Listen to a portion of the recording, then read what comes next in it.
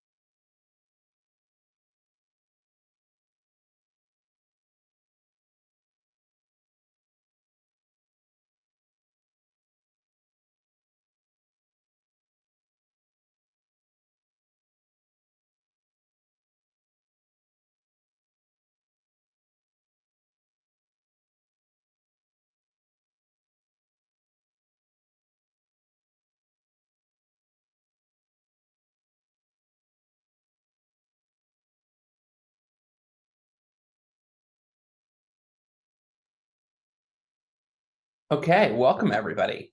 Thank you so much for joining us today. My name is Mike Pierce. I am the Executive Director of the Student Borrower Protection Center and one of the co-founders of the Student Loan Law Initiative at University of California. I'm thrilled to be able to welcome you all today and to introduce our keynote speaker, DC Attorney General Brian Schwab. I want to start by thanking our panelists and our paper authors for once again trusting SBPC to shepherd their brilliant ideas out into the world. Today is the third series of papers we've published by many of these authors, and their ideas have shaped the Biden administration's approach to student debt, an approach that has yielded widespread debt relief for millions of people. We wouldn't be here today without their insight and their leadership. I also wanted to thank our partners at UC Irvine Law School and UC Berkeley Law School. Together, we run the Student Loan Law Initiative, which has become a home for so many creative scholars and experts to propose new ways to think about how to pay for college and to make the student loan system work for people with student debt. This event comes at a critical moment for borrowers across the country. Just this past June, the Supreme Court delivered a devastating ruling striking down student debt relief for tens of millions of people. It is a moment that I think we will all remember as a really dark time for people that have student loans. 20 million of the 40 plus million people that have student debt thought that they would be debt-free right now, but for this ideological and sort of poorly reasoned ruling by the right-wing Supreme Court. That said, 3.6 million people have received the promise of debt relief from President Biden, and that sits separate and apart from the debt relief program that was struck down by the Supreme Court. This is an enormous achievement in its own right. It's a big deal. More than 1 in 10 people who had been repaying student loans before the pandemic should be debt-free right now. The president deserves credit for naming these problems and fighting to fix them. We're going to talk more about what those problems are in a few minutes. We're going to hear from some brilliant experts and advocates. But I think as a theme for today's discussions, we're going to be talking about repairing the damage caused to the student loan system by decades of mismanagement, abuse, and industry capture. Borrowers have shared stories with us as the return to repayment is ramping up that sound just like the same sloppy and often illegal servicing practices that drove so many people deeper into debt before the pandemic. This is a critical moment for tens of millions of people. There are bills now going out to everybody that has had their payments paused for more than 3.5 years. This is an unprecedented event. Not just in the history of government or the student loan program, but in all of consumer finance. No creditor has ever attempted to start a student loan portfolio up again after being dormant at the scale that we're operating at right now. So, of course, there will be problems. We shouldn't make light of the difficulty of the challenges in front of both the government and the student loan industry. But that said, that is never an excuse for cheating people out of their rights, for losing paperwork, for sending borrowers incorrect payment amounts, for surprising people with unexpected auto debits, giving people the runaround unnecessary red tape and endless wait times, the kinds of problems that we are hearing from student loan borrowers day in and day out right now. Our colleague Corey Turner at NPR reported just a couple weeks ago that as many as half of all borrowers who attempt to reach their student loan servicer and get help are not able to get through. The scale of the problems people are experiencing are sadly predictable. This is what one would expect if borrowers were forced to go back into the student loan system that has been broken for years. This is the context for the distinguished set of panels that we're going to have today, and for our keynote speaker, DC Attorney General Brian Schwab. It's why I'm so excited to be here introducing him.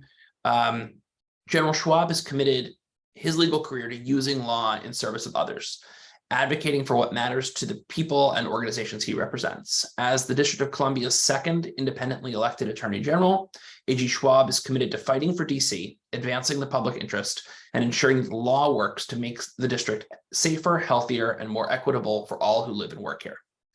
The Attorney General is a third-generation Washingtonian. After graduating from Duke University and Harvard Law School and completing a 2-year judicial clerkship, he served as a trial attorney in the tax division of the U.S. Department of Justice. After completing his service with the Justice Department, AG Schwab entered private practice representing clients, individuals, businesses, nonprofits, and families in a multitude of high-stakes matters, including advocating for people injured by excessive unconstitutional police force, defrauded out of their assets, and fighting for their lives on death row. Today, AG Schwab is the district's top consumer protection official and a steadfast advocate for working people with student debt in the district and across the country. I'm thrilled to be able to welcome him to this event and to turn the mic over to him. Thank you, AG Schwab. Well, thank you very, very much, Mike, for a generous introduction. And it's nice to be with all of you, albeit remotely today, for this really important conversation and event hosted by the Student Borrower Protection Center. I know you're going to delve into a variety of important issues at a level of detail and specificity that is critically important at this moment in time, but I want to frame a little bit of your conversation with a couple of comments. As DC's Attorney General, I'm acutely aware of how the current divisive, hyper-partisan national political climate is impacting adversely student borrowers. Addressing the student loan crisis should not be about pitting those who have outstanding loans against those who may have paid their loans off. Rather, I think we need a candid, good faith conversation about the adverse impacts that escalating costs of higher education and debilitating levels of debt have on individuals, families, and communities. And of course, that conversation has to be informed by an honest conversation about administrative errors and dropping the ball, candidly, that government has done to sometimes compound the problem we have, particularly with respect to forgiveness or discharge of debt.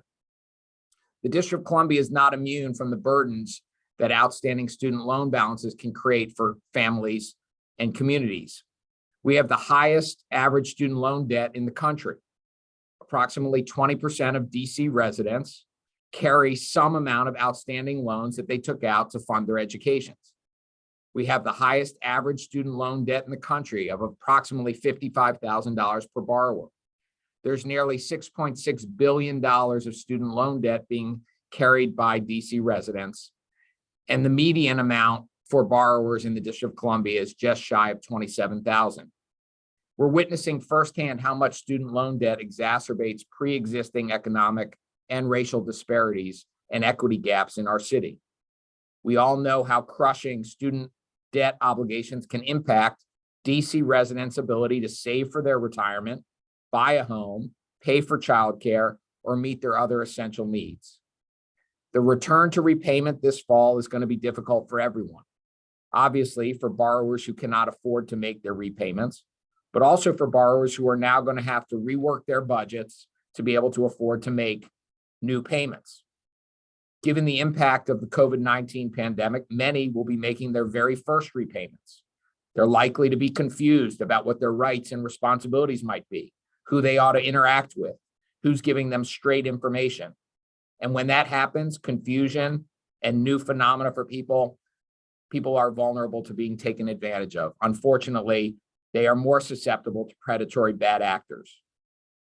And I know that many of us have serious concerns about the student loan servicer's ability to adequately serve borrowers with an increased spike in need.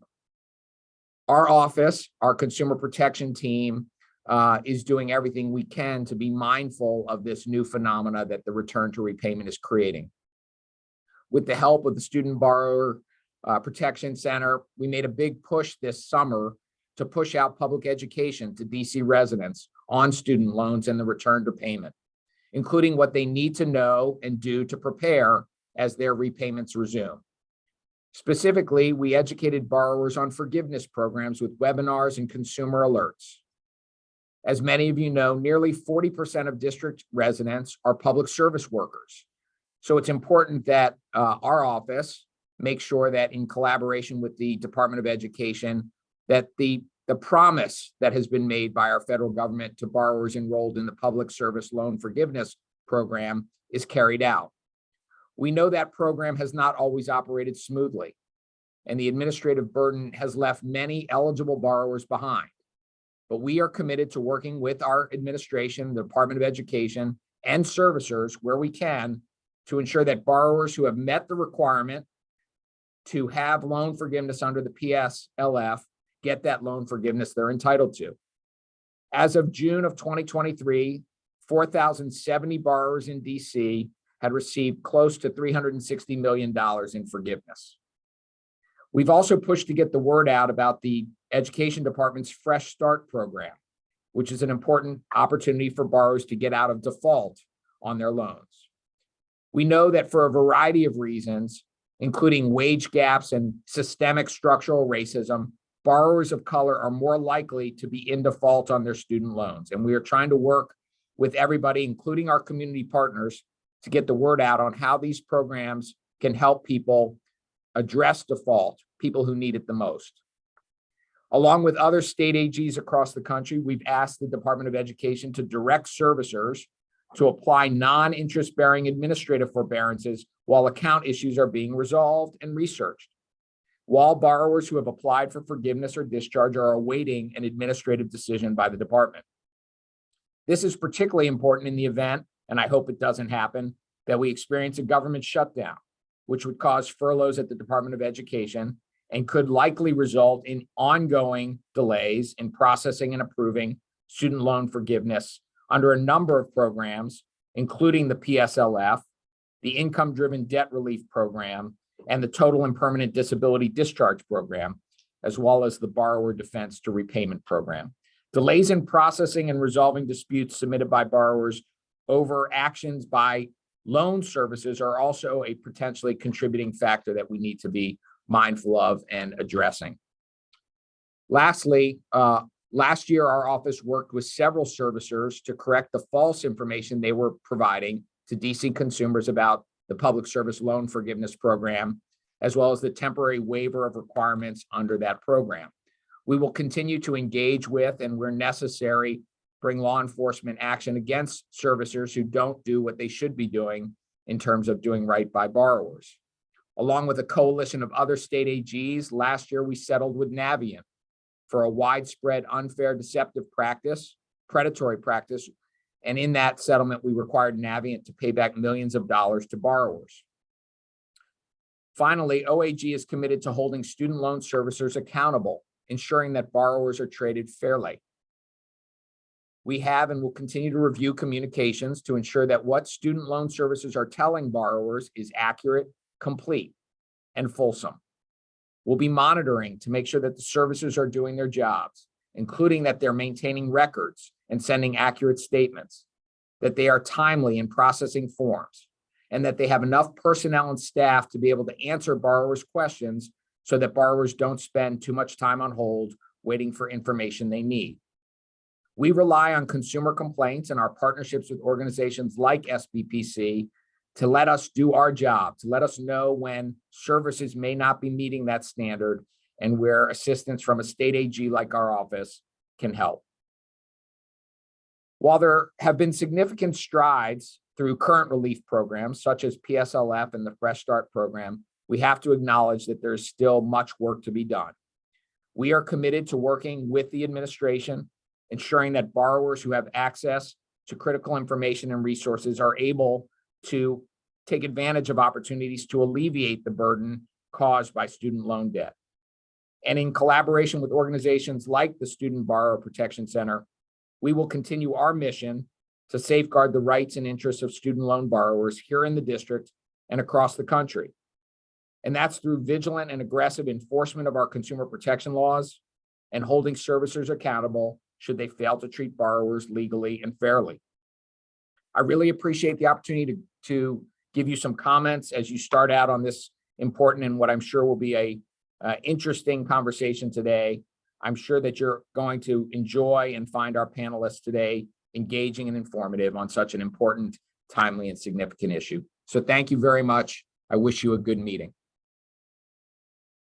Thank you so much, General Schwab, for your leadership, for your vision on these issues, and for joining us today to help set up a next couple of hours of content that we think is going to be really informative and hopefully help drive action by your office and by the consumer protection community broadly to protect borrowers in this critical moment. So with that, I am thrilled to introduce a moderator of our first panel, Danielle Douglas-Gabriel from Washington Post, who is fresh off of her 10 out of 10 Room Rater win from yesterday and is going to be taking us through the first of our panels today. After Danielle's panel, we're going to be joined by Michael Stratford from Politico, who is going to be finishing us out here. So I'm going to hop off now and I'm going to hand this over to you. Thank you so much, Danielle. Thank you, Mike. Thank you all for joining us today. What we hope will really be an informative and educational session for you guys. Our first session, I think, will focus a lot on how borrowers are being impacted by what are pretty much widespread delays in getting the discharges of student loan cancellations. So with that, I think we will start off by introducing our panel and having them talk a little bit about what they're seeing. Let's start with Eileen today. Thanks, Danielle, and thanks to SBPC for putting this conference or event together. I'm really happy to be here. I am the executive director of the Project on Predatory Student Lending, and we represent former students of predatory colleges, mostly for profit, in pursuing remedies to their situations. Just to set the stage a little bit on borrower defense, we're going to talk a lot today about failures of servicing. And I just want to say at the outset that even in a world with perfect servicing, we have a system that is always going to include predatory actors, because the way that we fund higher education is an invitation to people who want to profiteer off of a lengthy history of people being excluded from quality higher education or training opportunities, and chronic underfunding both of K through 12 and higher education in our country. So the servicing here is important, but it's taking place in a backdrop of the fact that our federal government is a lender and not a funder for higher education. And having said that, borrower defense is a safety valve that's really necessary in this system because there are just inadequate checks on the front end to make sure that schools that are eligible to participate and create debt for their students are on the up and up. And we've seen time and time again that the resources aren't there. Sometimes the will is not there to keep these programs out and these actors out. So we really need borrower defense so that people don't have their lives ruined in perpetuity because they were taken advantage of. And ideally what you would have would be a kind of virtuous circle between cancellation where wrongdoing is exposed and then cutting those same schools off going forward. So this administration inherited a borrower defense system that had been, I would say, intentionally broken.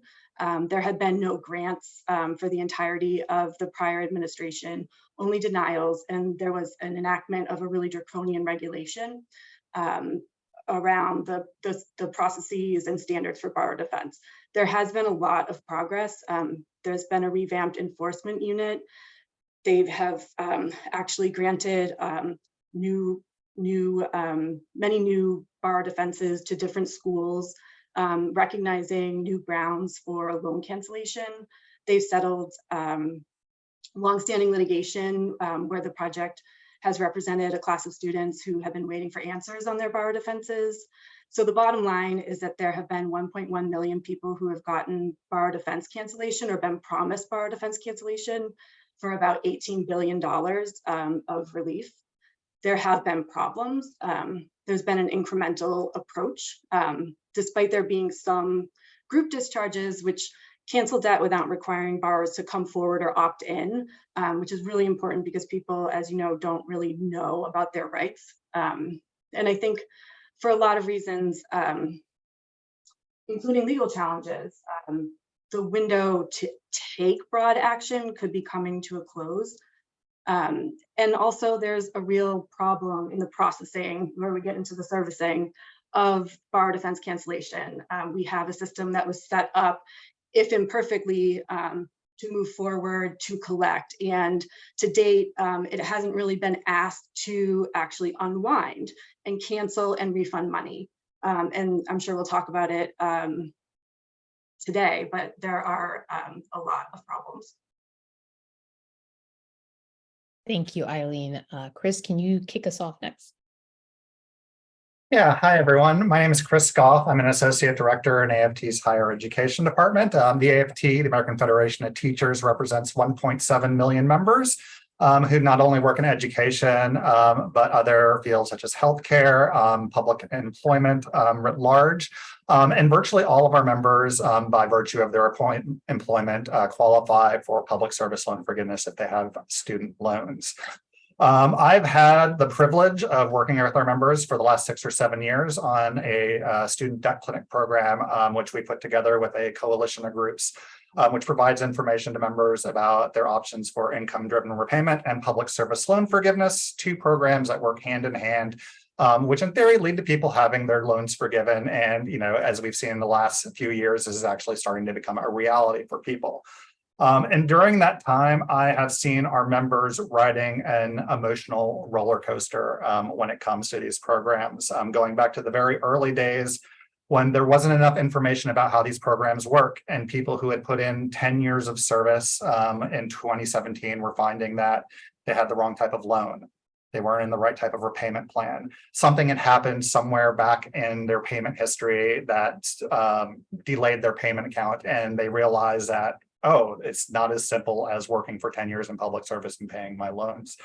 And having to deliver news that was emotionally devastating to people during that time. And that was really rough. And then on top of that, going through the Trump administration to a Department of Education that was indifferent to the program and most of the time actively hostile to it. And then coming to the Biden administration and the PSLF waiver, where there was an amazing wave of hope, lots of people applying for these programs. And then over the last year, it's been interesting. There's been a lot going on in terms of servicers, just the way that the waiver was implemented. So consolidation requirements for people where, you know, we were telling people when you consolidate your loans, you're going to have the full payment account of your oldest loan. But the very first notification that people will get after their service or when their loans were consolidated from a servicer was a very low payment account because they were initially processing those under the old rules. And so you had to walk them through, oh, it's okay. And so there's a lot of anxiety just based on stuff that should have been able to be prepared for by servicers in that moment.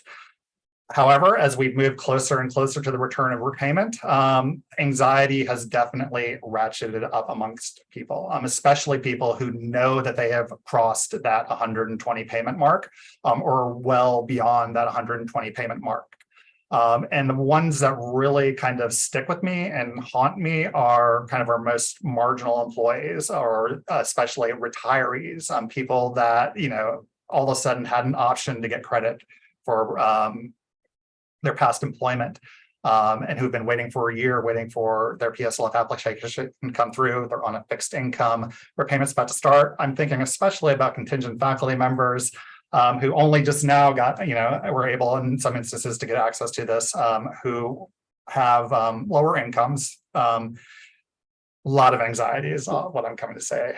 So it's been a lot and nothing that is happening right now. The stories that I get of people calling servicers and not getting a response being able to reach someone, not having any idea what's going on with this. And you can only do so much in saying, you're in the pipeline, this will happen, you have done everything right, but they're not hearing it from the people who actually have the power to make those actions. And the psychological toll is devastating to these people. People who thought that their loan was going to be forgiven when repayments are started are looking at a bill coming and wondering what they're going to do. And, you know, there's only so much you can tell them at this point with the failures with this. So it's a lot for people, and especially people who have been kind of on this roller coaster ride where there's bad news, worse news, great news. And then we're at the point again where we're getting bad news. So it's been a lot. Thank you, Chris. Persis? Thank you, Danielle. Hello, everybody. My name is Persis Yeo. I'm the Deputy Executive Director and Managing Counsel at the Student Borrower Protection Center. And the thing that I've been focused on for the last number of years has been the failures of income during payment. And those who have watched this before have heard me say many, many, many times before that, you know, in 1994, Congress made a promise to borrowers that they would have affordable payments and would not be stuck with a lifetime of debt. And what we have seen time and time again and have, you know, is that that promise of income during payment has failed borrowers. We have historically seen servicer misconduct and abuses such as forbearance steering, keeping borrowers out of income during payment. There's a, you know, really incredible study by JP Morgan Chase that shows just how many borrowers who really need income during payment are never get into the program. But in addition to the problems of forbearance steering with income during payment, borrowers had troubles staying in income during payment because of problems with the annual recertification process. Many people dropped out of the program. The way that the program was structured for most of its history meant that when borrowers were really low income and their payments didn't cover their interest, their balances continued to grow. And then because of other issues in the student loan system, that balances would be, that interest would be capitalized, and we would see interest charged upon interest. And this is one of the reasons why we have people who have, you know, original small balances and now ballooning, you know, several times larger balances than they originally took out. And all of this is incredibly, you know, obviously financially devastating for borrowers and incredibly frustrating as well. And one of the populations that we wanted to focus on today was especially for low balance borrowers, which, as the Department of Education highlights in its, you know, its new income during payment rule, the Saving on a Valuable Education Plan, noted that low balance borrowers are particularly vulnerable. That statistically, and obviously we have a range of experiences within this group of borrowers, but typically within this group of borrowers, these are folks who did not complete a degree or were taking on much shorter programs. And so, you know, for many of these borrowers, they wind up in default, and largely because they did not wind up seeing the value of that education. And so we have this entire, like, decades of this backdrop of failing low income and low balance borrowers in particular, which brings us to kind of some of the moments that we're in now. And, you know, like Eileen and Chris mentioned, there have been executive actions that have made a big difference in this program. Notably, we have the income during payment account adjustment, which is largely meant to address the issues of forbearance steering that I was just talking about, where the administration has gone back and recalculated a number of different payments, and it resulted over the summer in over 800,000 folks getting their loans canceled. And just yesterday, we saw the latest announcement where they just canceled 125,000 borrowers' loans through a combination of the IDR account adjustment, public service loan forgiveness, and the disability discharge program. So we have seen a lot of folks get their loans canceled, which is pretty incredible. I think when we look back historically, we had published a report back in 2021, which found that only 32 borrowers had ever gotten their loans canceled. So, you know, we're making tremendous gains, but there's still a lot more work to be done. And I think one of the things that we're concerned about is for low balance borrowers, 20 or 25 years is a long time to pay on a very low balance. right? And so in recognition of this, we did also see a new income variant payment plan. And in addition to changing the formula on how payments are calculated and changing the treatment of unpaid interest, most notably for this discussion, it changes the time for cancellation for folks who took out lower amounts of money originally. And so folks who took out less than $12,000 can see cancellation after 10 years. And there's kind of a sliding scale up to 20, where every $1,000 of additional original principal balance is another year of repayment. So we saw those rules announced over the summer. And some of those rules went into place immediately. So there's not the full amount of the payment amount changed, but the discretionary income threshold was changed. So more income is protected. But what didn't go into effect is this earlier cancellation provision. And we know that there are there are about 15 million borrowers, I think, overall have been in repayment more than 10 years. We don't have a ton of great data. This is a more universal problem in the student loan space, is we don't have a ton of great data to disaggregate all of these different folks by their original balances and that sort. But we estimate that potentially as many as 2 million people could have their loans canceled under this have been in repayment for more than 10 years on these lower balances, and that once this provision goes into effect, could see their loans canceled immediately without taking any other steps. But of course, those folks, again, much like the population that Chris and Eileen were talking about, are getting bills right now. And instead of being told that, guess what, you could do nothing and just hang tight for the next, 9 months, they're getting bills.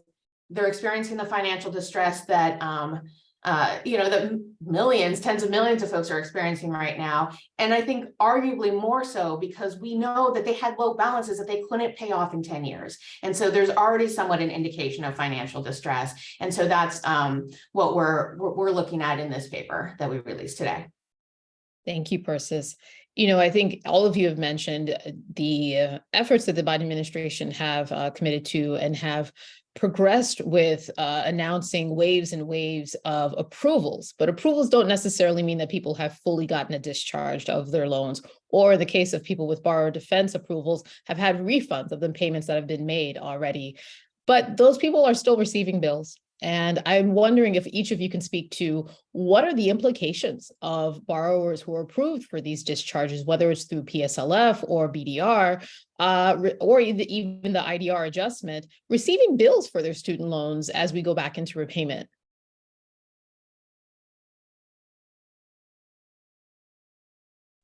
I will now call on someone. Eileen? Yeah, sure. I mean, we're hearing from people who have been told sometimes as much as 2 years ago that their loan has been canceled or will be canceled because their borrower defense application was granted, or the department just determined, even without reviewing an application, that there was such widespread systemic fraud happening at the school that they went to. And still today, they're getting bills and they're being told that they need to repay. It's happening across servicers. We've identified these problems at AidVantage, Ed Financial, Mohila, and Nelnet.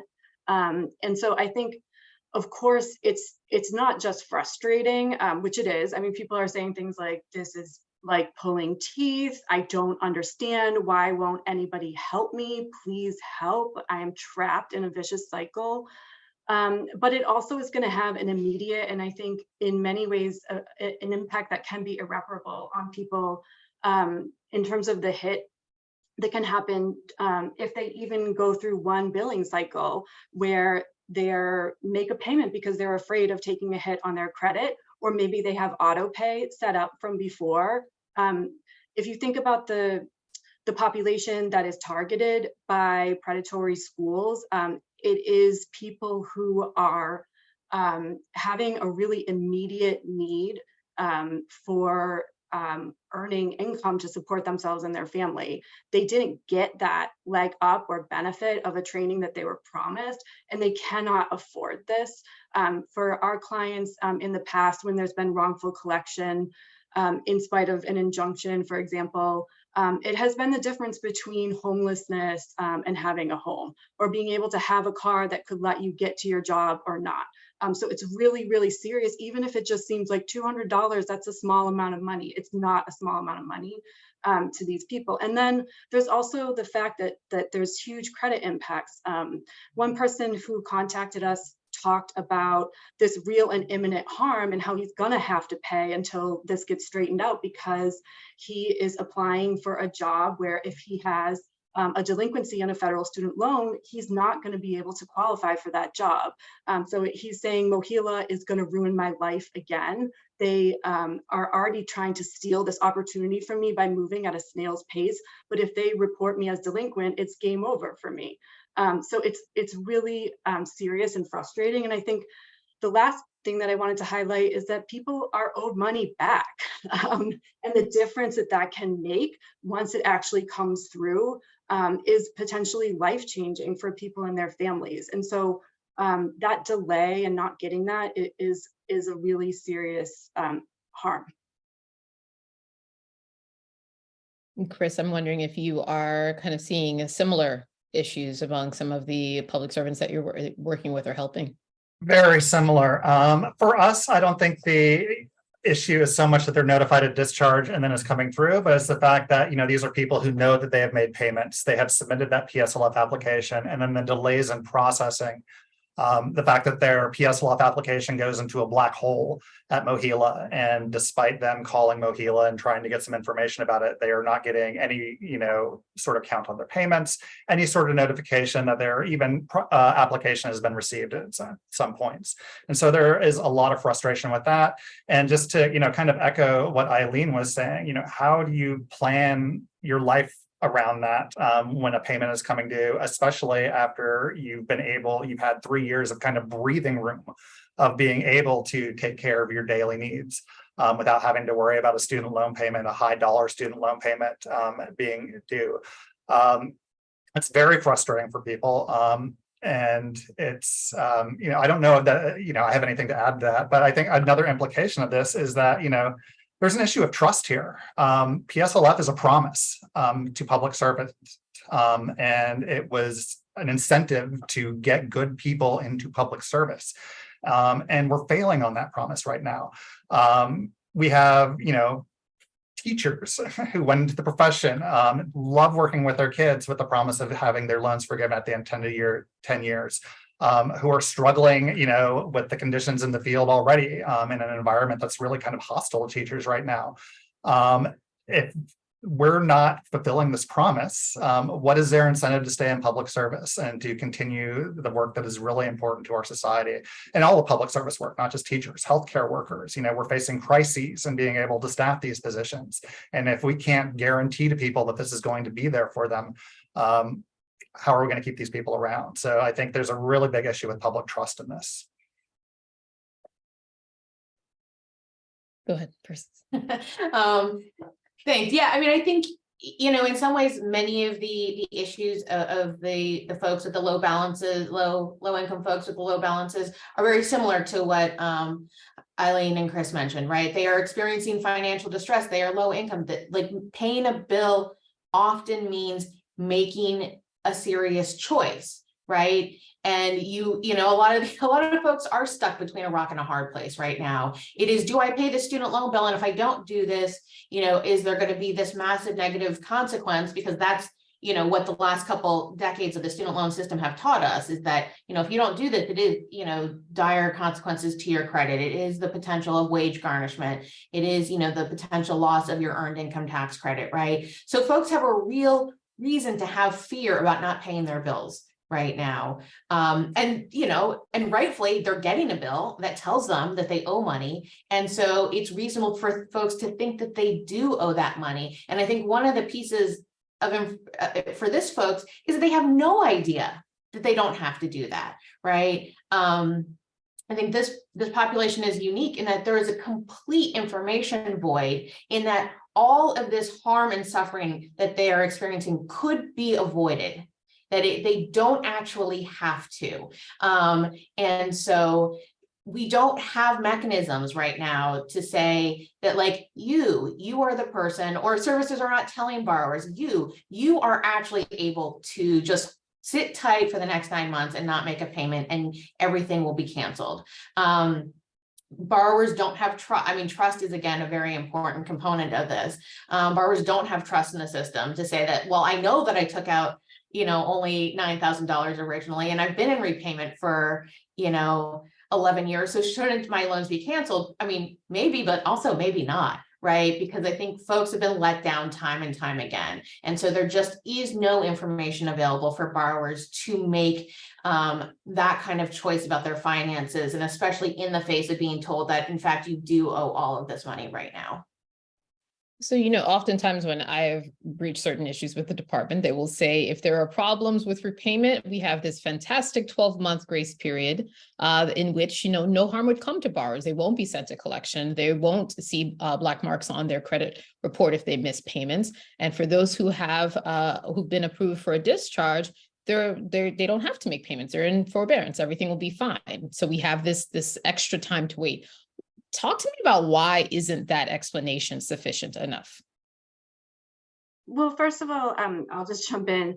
The promises of this on-ramp, which I don't think anybody really understands exactly what it means or what the precise instructions are around it. But all of those promises and safeguards depend on implementation by these same actors who are clearly falling down in all the ways that we've talked about today. So it's not a lot of comfort that there is actually a prospect that people will be held harmless. We do hear from people who are, have auto pay, or, it's not a guarantee. And I think also, just as we talked about, 12 months is a long time to wait for something, or to live with something, that not having something that you should have. And I think in a lot of cases, there have been years for this cancellation to be delivered. It's just pretty frustrating and really unacceptable that the road can be longer and that harm can happen to people. Because I think it's understandable that there are going to be a lot of problems, like restarting the student loan repayment system after an unprecedented pause, account migration, all of the shuffling. I mean, of course, what a nightmare. It's just, people are going to be, at least for the clients that we represent, I mean, I think the collateral damage, it can be just irreparable.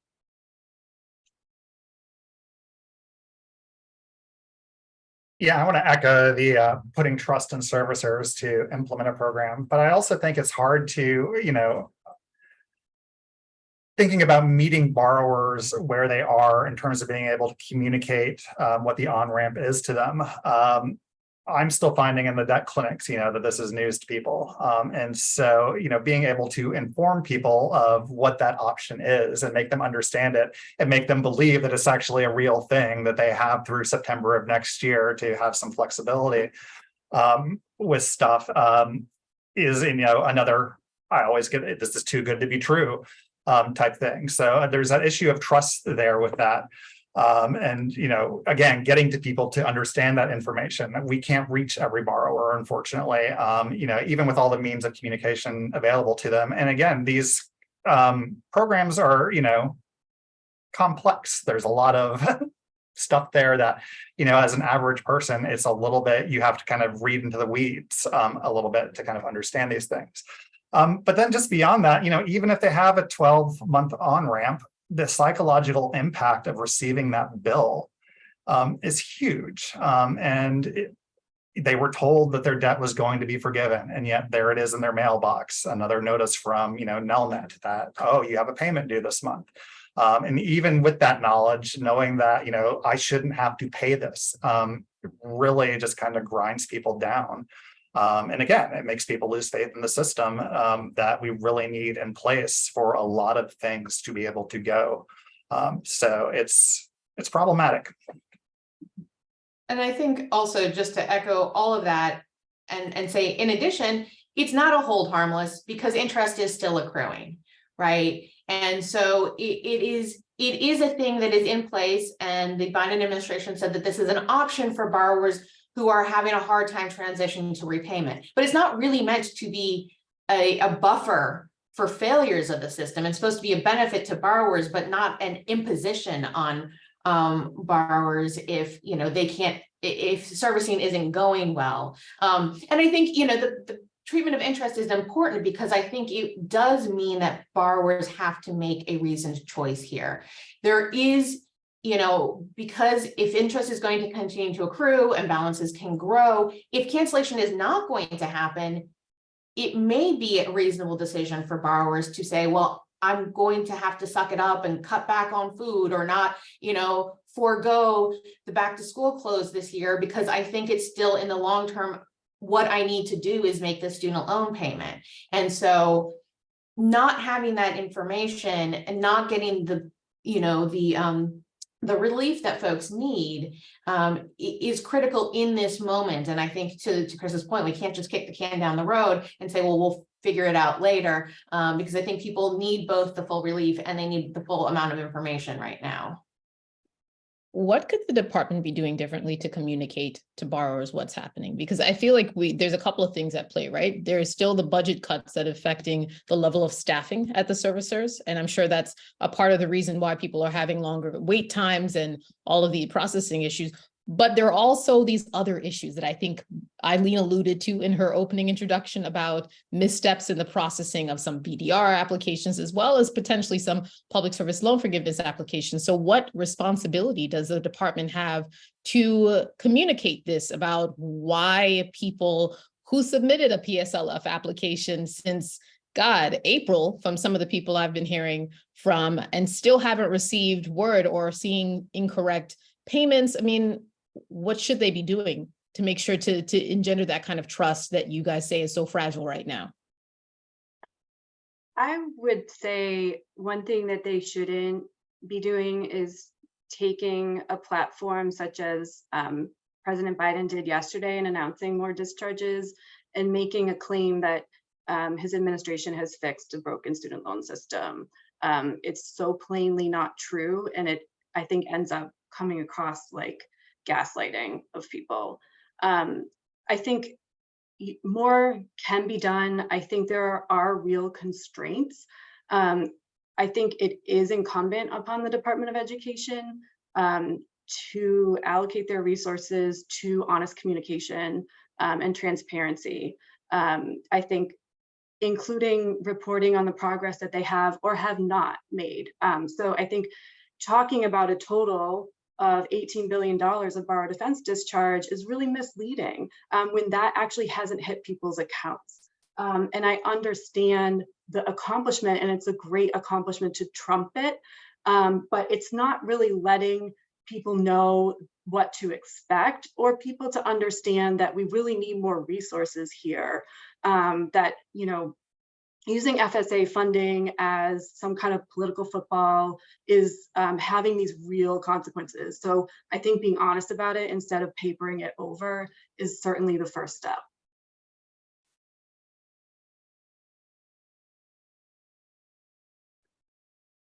Okay. So I mean, I think there's like the most obvious for these low balance borrowers is the early implementation of this provision of the SAVE Act would obviously be one of my first asks of the Department of Education. But I do think it is also incumbent on the administration and the Department of Education not to let its servicers off the hook. I mean, I think a lot of the times when we raise these issues with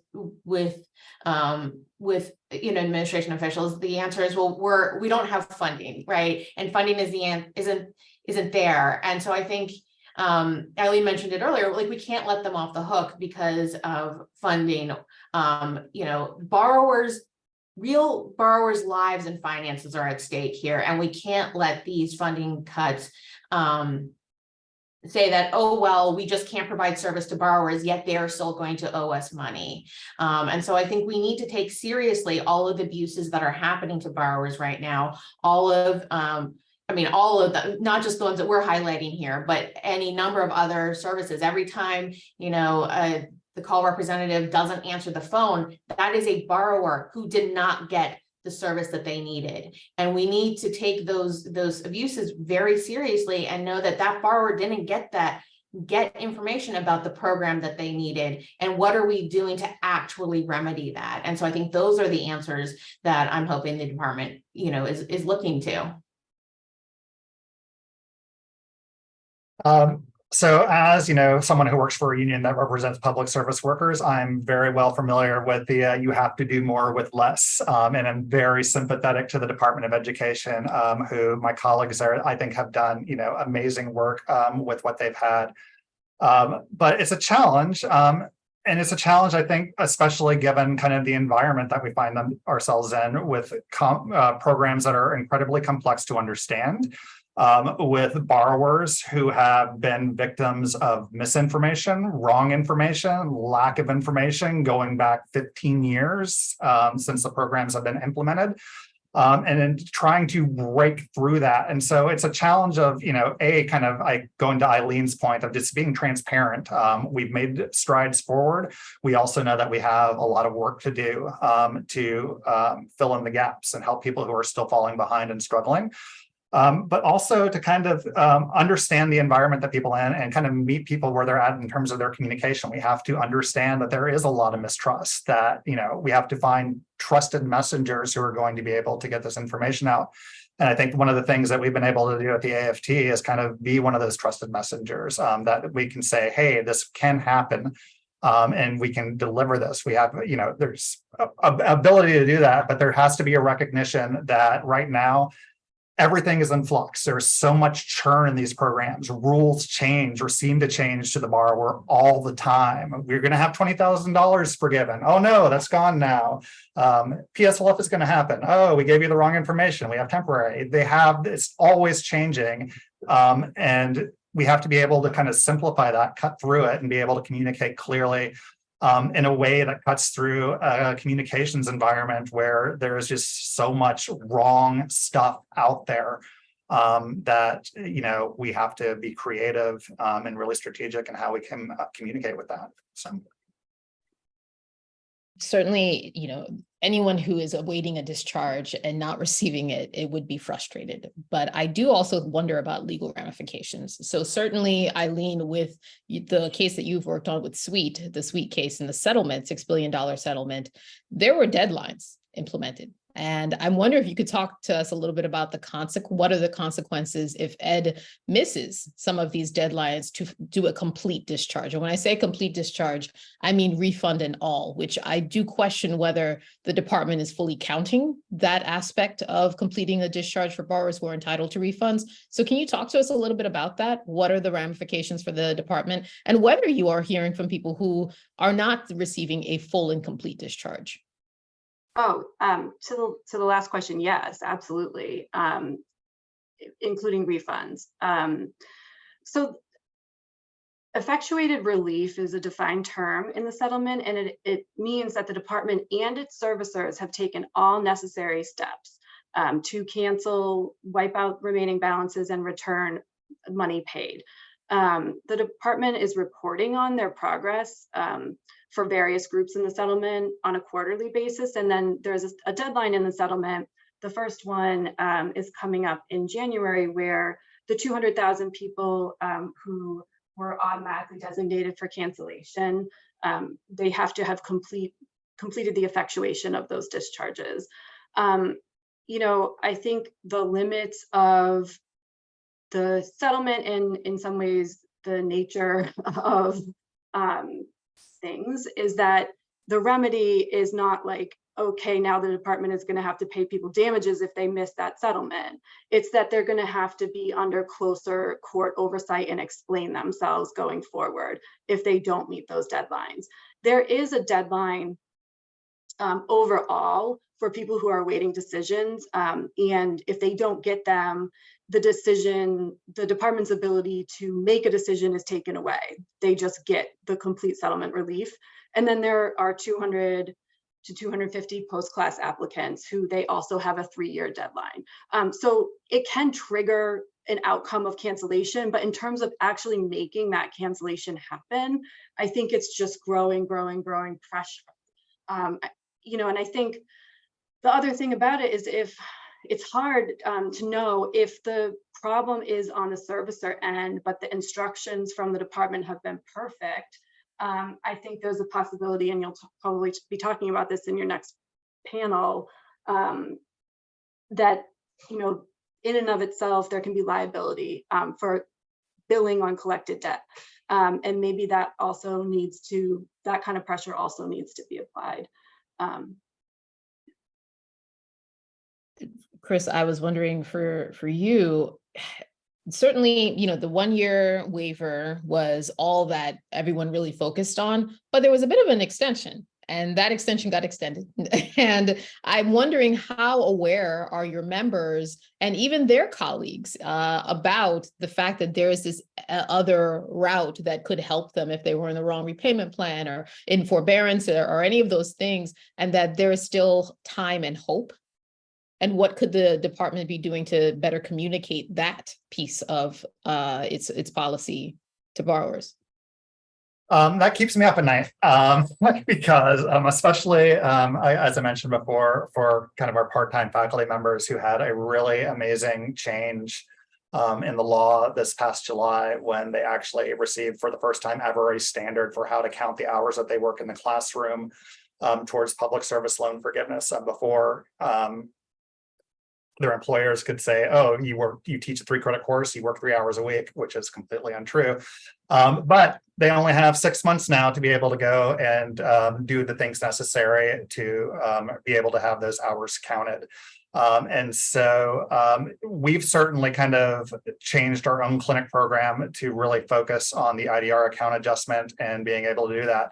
But that December 31st deadline for consolidating loans is huge. I think in all the communications that the department could be putting out that mention, hey, if you have these FFEL loans, if you are an older borrower, if you started borrowing before 2010, it could be as simple as that. Before we got rid of the FFEL program, consolidate your loans before December 31st so that you are able to retain all your payments and be able to take advantage of all these great programs. Just a simple message there, or specifically target FFEL loan borrowers, Perkins loans borrowers about the consolidation deadline. Because again, these are the people who have been in payment probably the longest. They still, if they are in these older loans, they're missing out on really great new programs that could help them out. So a really kind of targeted effort to a minority of borrowers now, and a shrinking minority, because I know more and more people are consolidating. But the word isn't fully out yet about that. And so whenever you're communicating about the great things that are happening, about the SAVE plan, I just mentioned about the consolidation deadline and specifically targeting those borrowers who have those older types of loans. Versus a somewhat similar question. I mean, is what can be done to really reach out to low balance and low income borrowers about what options are available to them, and the delay in the implementation? And I'm wondering how much of an impact do you think that might have on that population, even if they are able to enroll and save, if that would really deter them? Yeah, I mean, well, so first of all, I do think, folks need to enroll and save, right? So like this is a really big component that folks will need to enroll and save. So we need to get the word out to low balance folks, and so that they can make sure to take advantage of this.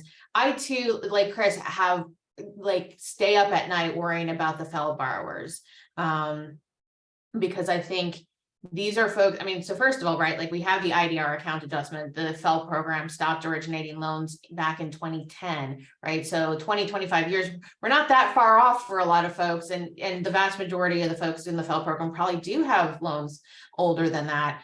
So I do have a lot of anxiety about those folks, and especially the low balance FFEL borrowers, right? Because again, thinking last time we originated loans was 2010. It's now 13 years later, and those the low balance borrowers probably weren't necessarily in school, so they probably have those 10 years already, and all they need to do is consolidate. But they're going to lose out on that opportunity if they don't do it by the end of this year. And so I do I have a lot of worry for these borrowers because they are going to be paying a lot more for a lot longer if they don't consolidate by the end of the year. And that's, you know, now looking at the calendar, like less than 2 months away. And so there is a real potential of real big financial harm to these folks. But we just need to get the word out. One of the pieces that the administration promised in the IDR account adjustment is that they would give people counts. And it seems like such a simple thing in almost any other credit product to have a count of how many payments you have made, right? An accurate, payment history. And so that is one piece of information that could be critical for, tens of millions of borrowers just to understand what their rights are and what they should be doing to put themselves in the best financial position going forward. What are some common complaints that you guys are hearing from borrowers about their experiences with either with public service loan forgiveness, with a borrower defense to repayment, the account adjustment? Are there some commonalities that you're really picking up on that are starting to raise like alarms and red flags about how these programs are being run? The biggest complaint I have or that I hear is it's a black hole. Like people file paperwork and then nothing happens. People file and the other kind of thing that happens is people file the consolidation paperwork and they're told that what their payment account should be. And then it's like, oh, you only have 3 qualifying payments towards public service loan forgiveness. So either miscommunication or a complete and utter lack of communication about where they are in the process, and kind of no one to, fill them in on that, and I direct people to, the Consumer Financial Protection Bureau, to the FSA Ombudsman, and, that gets them some measure of, information about what to expect, but it doesn't answer the core question: are my loans going to be forgiven, or how close am I to having my loan forgiven? And that lack of transparency on the part of the servicers those complaints are deafening. Yeah, with the IDR account adjustment, I think one of the most complicated pieces of it is figuring out which time counts. And I think this is why, that piece of information about like just providing the count or providing that payment history is so critical, because, all time in repayment counts, but only some time in forbearances count. The delinquency time counts, but the time in default doesn't count. And so, we get a lot of people saying, but I have been in payment for, 20 or 25 years. Why haven't my loan, why was I not, caught up in this round of discharges? And it's like, oh, well, because the answer is how to count your time is much more complicated than just like, I started paying in, 1999 and now it's more than 20 years later, so shouldn't my loans be canceled? It just isn't that simple. And so that unfortunately a lot of time was left out, and so it is really hard for a borrower to themselves figure out whether or not they have met that time, which is why it's impossible for these low balance borrowers to self-identify themselves right now, and figure out that like, oh, in fact, I don't need to do anything. I don't need to like stress my family's financials right in this moment, because they just have no idea about how the time is going to be counted.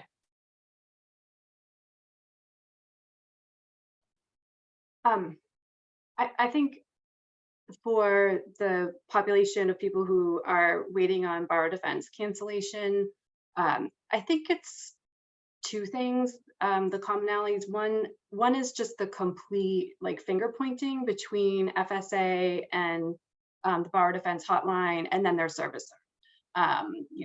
The servicer will say, we don't even have a notation that you ever applied for borrower defense, much less that you're supposed to have your loan canceled. And the department will say, well, they have an email from the department saying that.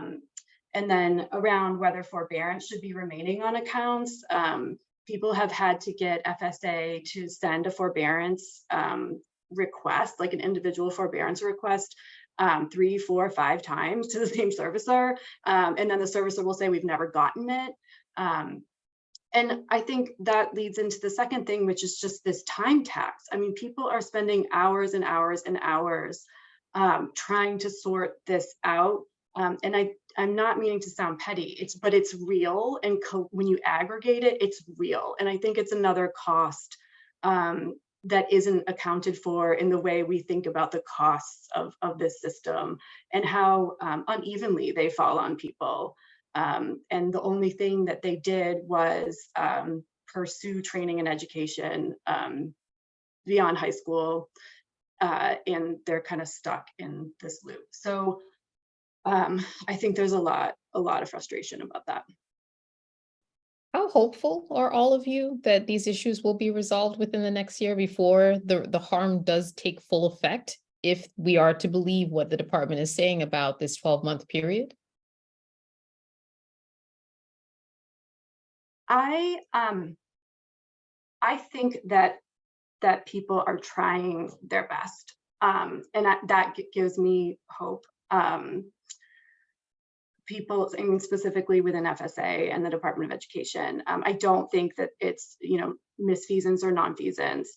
So I think I just want to be clear about that.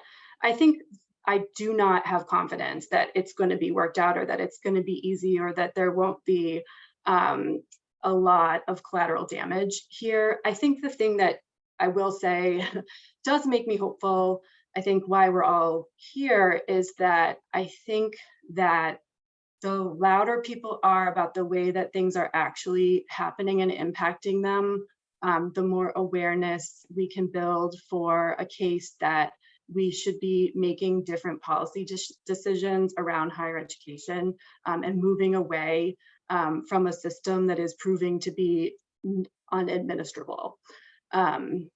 So that gives me hope. And I definitely know that, you know, the clients that we're in touch with are really energized in that direction. Like, they don't want other people to go through what they have gone through, whether it's, you know, a predatory college or like this nightmare on the back end. So that is my optimism.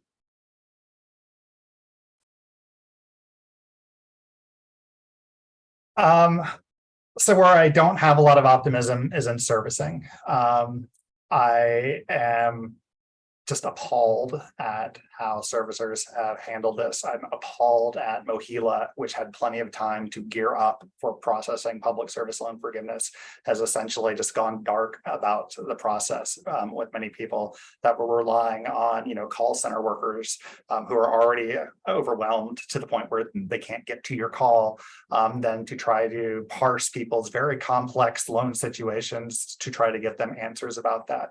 I think servicing in this in the student loan space is broken.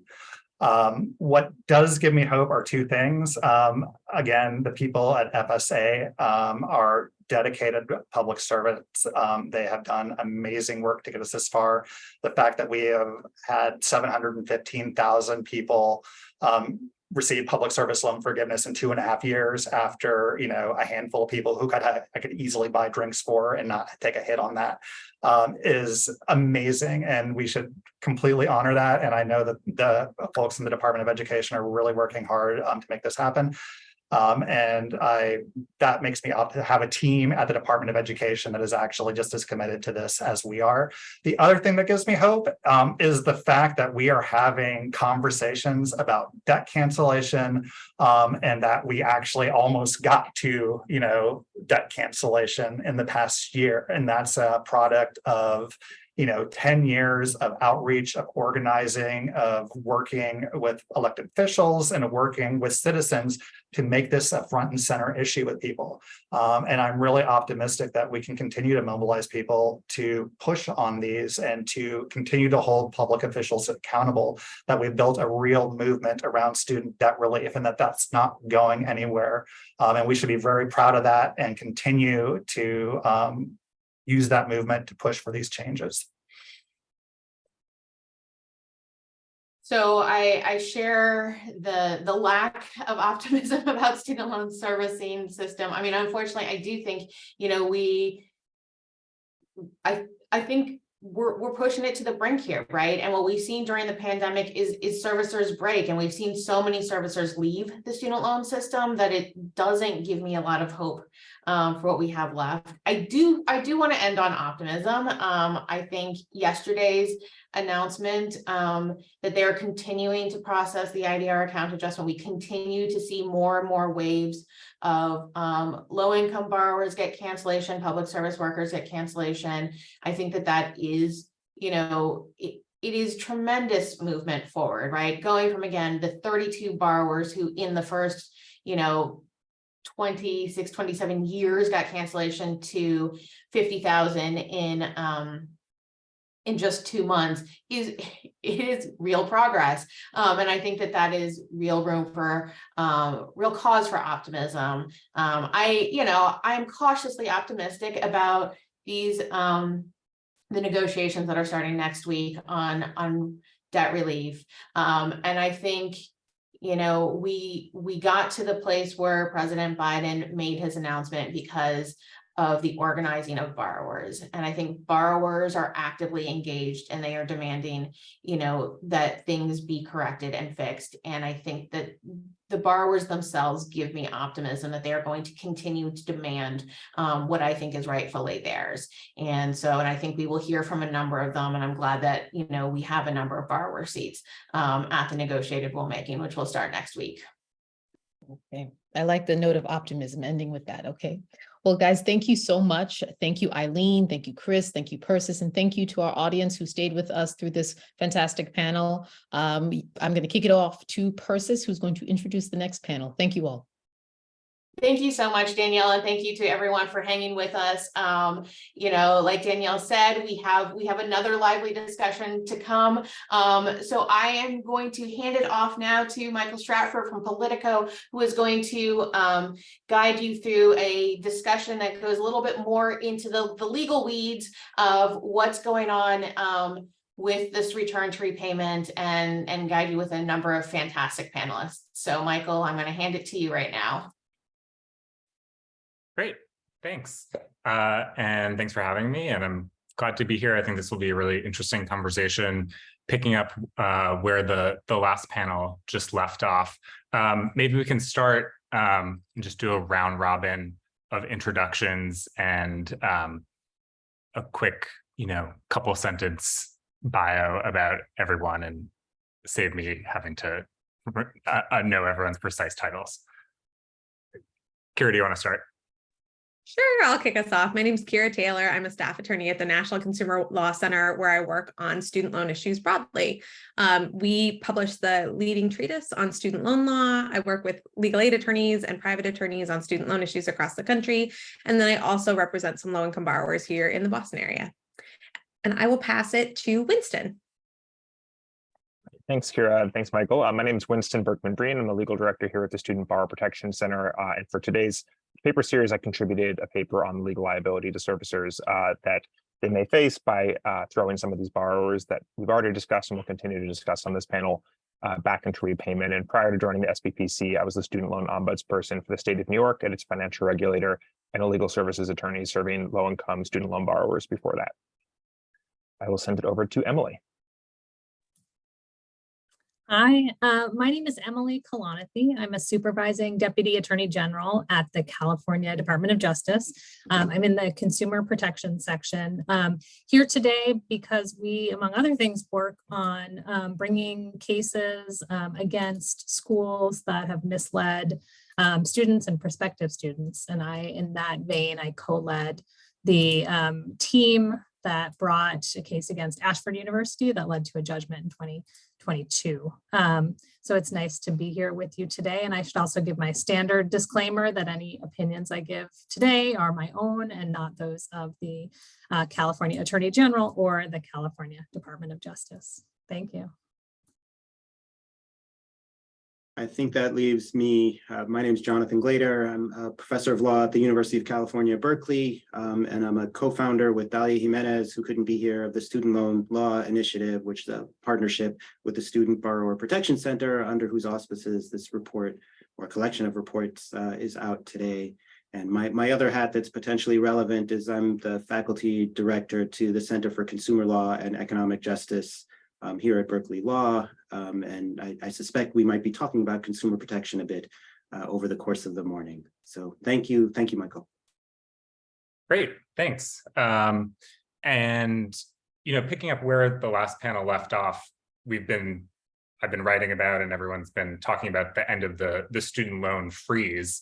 But it occurs to me that calling it a freeze is a bit of a misnomer. Payments certainly have been paused and interest has been paused for borrowers, but sort of under the surface of the vast student loan system, there's actually been a lot of activity. There hasn't been a freeze. We've had these huge changes in the student loan servicing landscape in terms of federal student loan servicing landscape, in terms of new entrants, companies leaving. There's some pretty staggering data that Senator Elizabeth Warren's office released last week about just the number of borrowers in each servicer's portfolio who are new to that servicer and will be working with that servicer for the first time when payments start, or as payments are starting this month.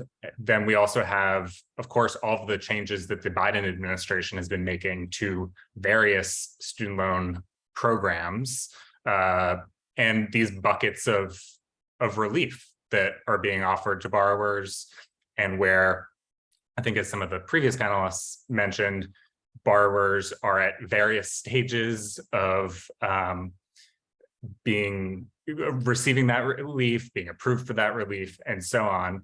And then you also have, I think, the sort of just public, confusion about what's happening with student loans. So now that we're officially declaring the freeze over and turning this engine back on, I'm wondering, from your all's perspective, what we should be watching for, where the problems are so far, and what should we be bracing for? Do you want to, again, start us off, Kara? Sure. So I think this is such a tumultuous time. And as the last panel mentioned, there's so much confusion around what people should be doing, who their servicer is, what kinds of loans they have. There are some very basic questions that will determine whether or not people are eligible for the current forms, for the current temporary relief programs that the Biden administration has put into place. There's a lot of anxiety. A lot of people are not financially prepared for repayments to turn back on. And so this added confusion around, where do I go? What am I eligible for? What kinds of loans do I have? What is my current repayment status, et cetera, just heightens all of that anxiety. And so I think there's a lot to be, in spite of all of that confusion and in spite of the mess that I think we will see in the coming months, I think there are some things to be happy about. I think this administration has made huge efforts to provide more relief to borrowers. I think we see that in the borrower defense context. I think we see that in the new regulations around statutory discharges. We also see that with the income-driven repayment account adjustment, which moves millions of borrowers closer to income-driven repayment cancellation. However, all of these programs have nuances that make them difficult for borrowers to navigate. And so I am particularly concerned about borrowers who were in default before the pandemic began. And one of the reasons that I'm so worried about them is that there were a number of borrowers who, despite being in default, despite being subject to the government's huge collection powers, which include wage garnishment, tax refund offset, and losing a portion of some of their federal benefits, they still weren't making progress on paying down their student loans. Some of those borrowers were still not touching their student loan principal. And so there's a program that's in place right now called Fresh Start, which would enable defaulted borrowers to exit default, but that time in default won't count towards the IDR account adjustment. So those borrowers are no closer to cancellation. And for some of those borrowers, they're not in a better position to repay their loans either. They may not be able to connect to an IDR program, and they will end up back in default, and they will continue to struggle to repay. So that is certainly one of the things that's top of mind for me in working with low-income borrowers and legal aid attorneys that work with low-income borrowers across the country. Concern about defaulted borrowers. And another population of borrowers, of course, are those who are applying for, may want to apply, or should apply for borrower defense to repayment. Emily, you as you mentioned, worked on a big borrower defense settlement. Can you talk about that a little bit and what the broader landscape is for borrowers who might qualify for this as they enter repayment? Sure. So as you mentioned, we are really thinking about and primarily focused on borrowers who are misled by their school into enrolling in the first place. And the current administration has, as Kira mentioned, and to their great credit, as to a number of the schools that we have sued, made factual findings about the school's wrongdoing, and as a result has discharged loans for some or all of the borrowers who attended those schools. So in the case of Ashford, there was an announcement at the end of August that Ed was discharging loans for 2,300 former Ashford students. Those are students who had applied for borrower defense to repayment, but were not part of the suite settlement. And that was based on factual findings that Ed had made related to the judgment in our case that Ashford had misled prospective students over 1 million times on issues that were critical to their decision to enroll in the school. And that had to do with the cost of the education, the availability of financial aid, the prospect of being able to transfer credits in and out of the school, and very critically, false promises that the students would be able to achieve certain licensed careers with an Ashford degree. So based on that judgment, Ed made factual findings and then discharged loans for this subset of 2,300 former Ashford students who had applied for borrower defense. So as we're thinking about those students and thinking about the return to repayment, maybe there's kind of everyone's along a spectrum. And so there's those students who have applied, who've been discharged, but it's not entirely certain that that information has gotten all the way back to the servicer.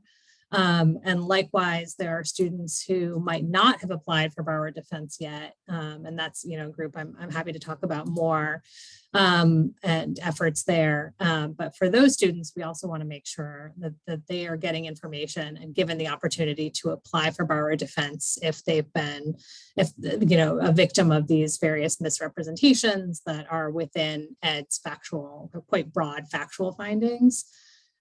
So, each of these cases presents a pretty unique challenge, but all of it really is going to be tested as return to repayment occurs, starting now.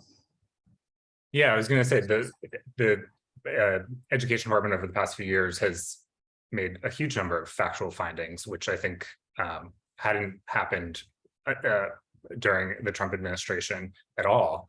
And so, but as to your point, both with the Fresh Start population, the borrower defense population of borrowers who are eligible for the IDR waiver, there's this confluence of it seems like it's all coming to a head right now as servicers are or have been over the past few weeks sending out bills and demanding payment from borrowers.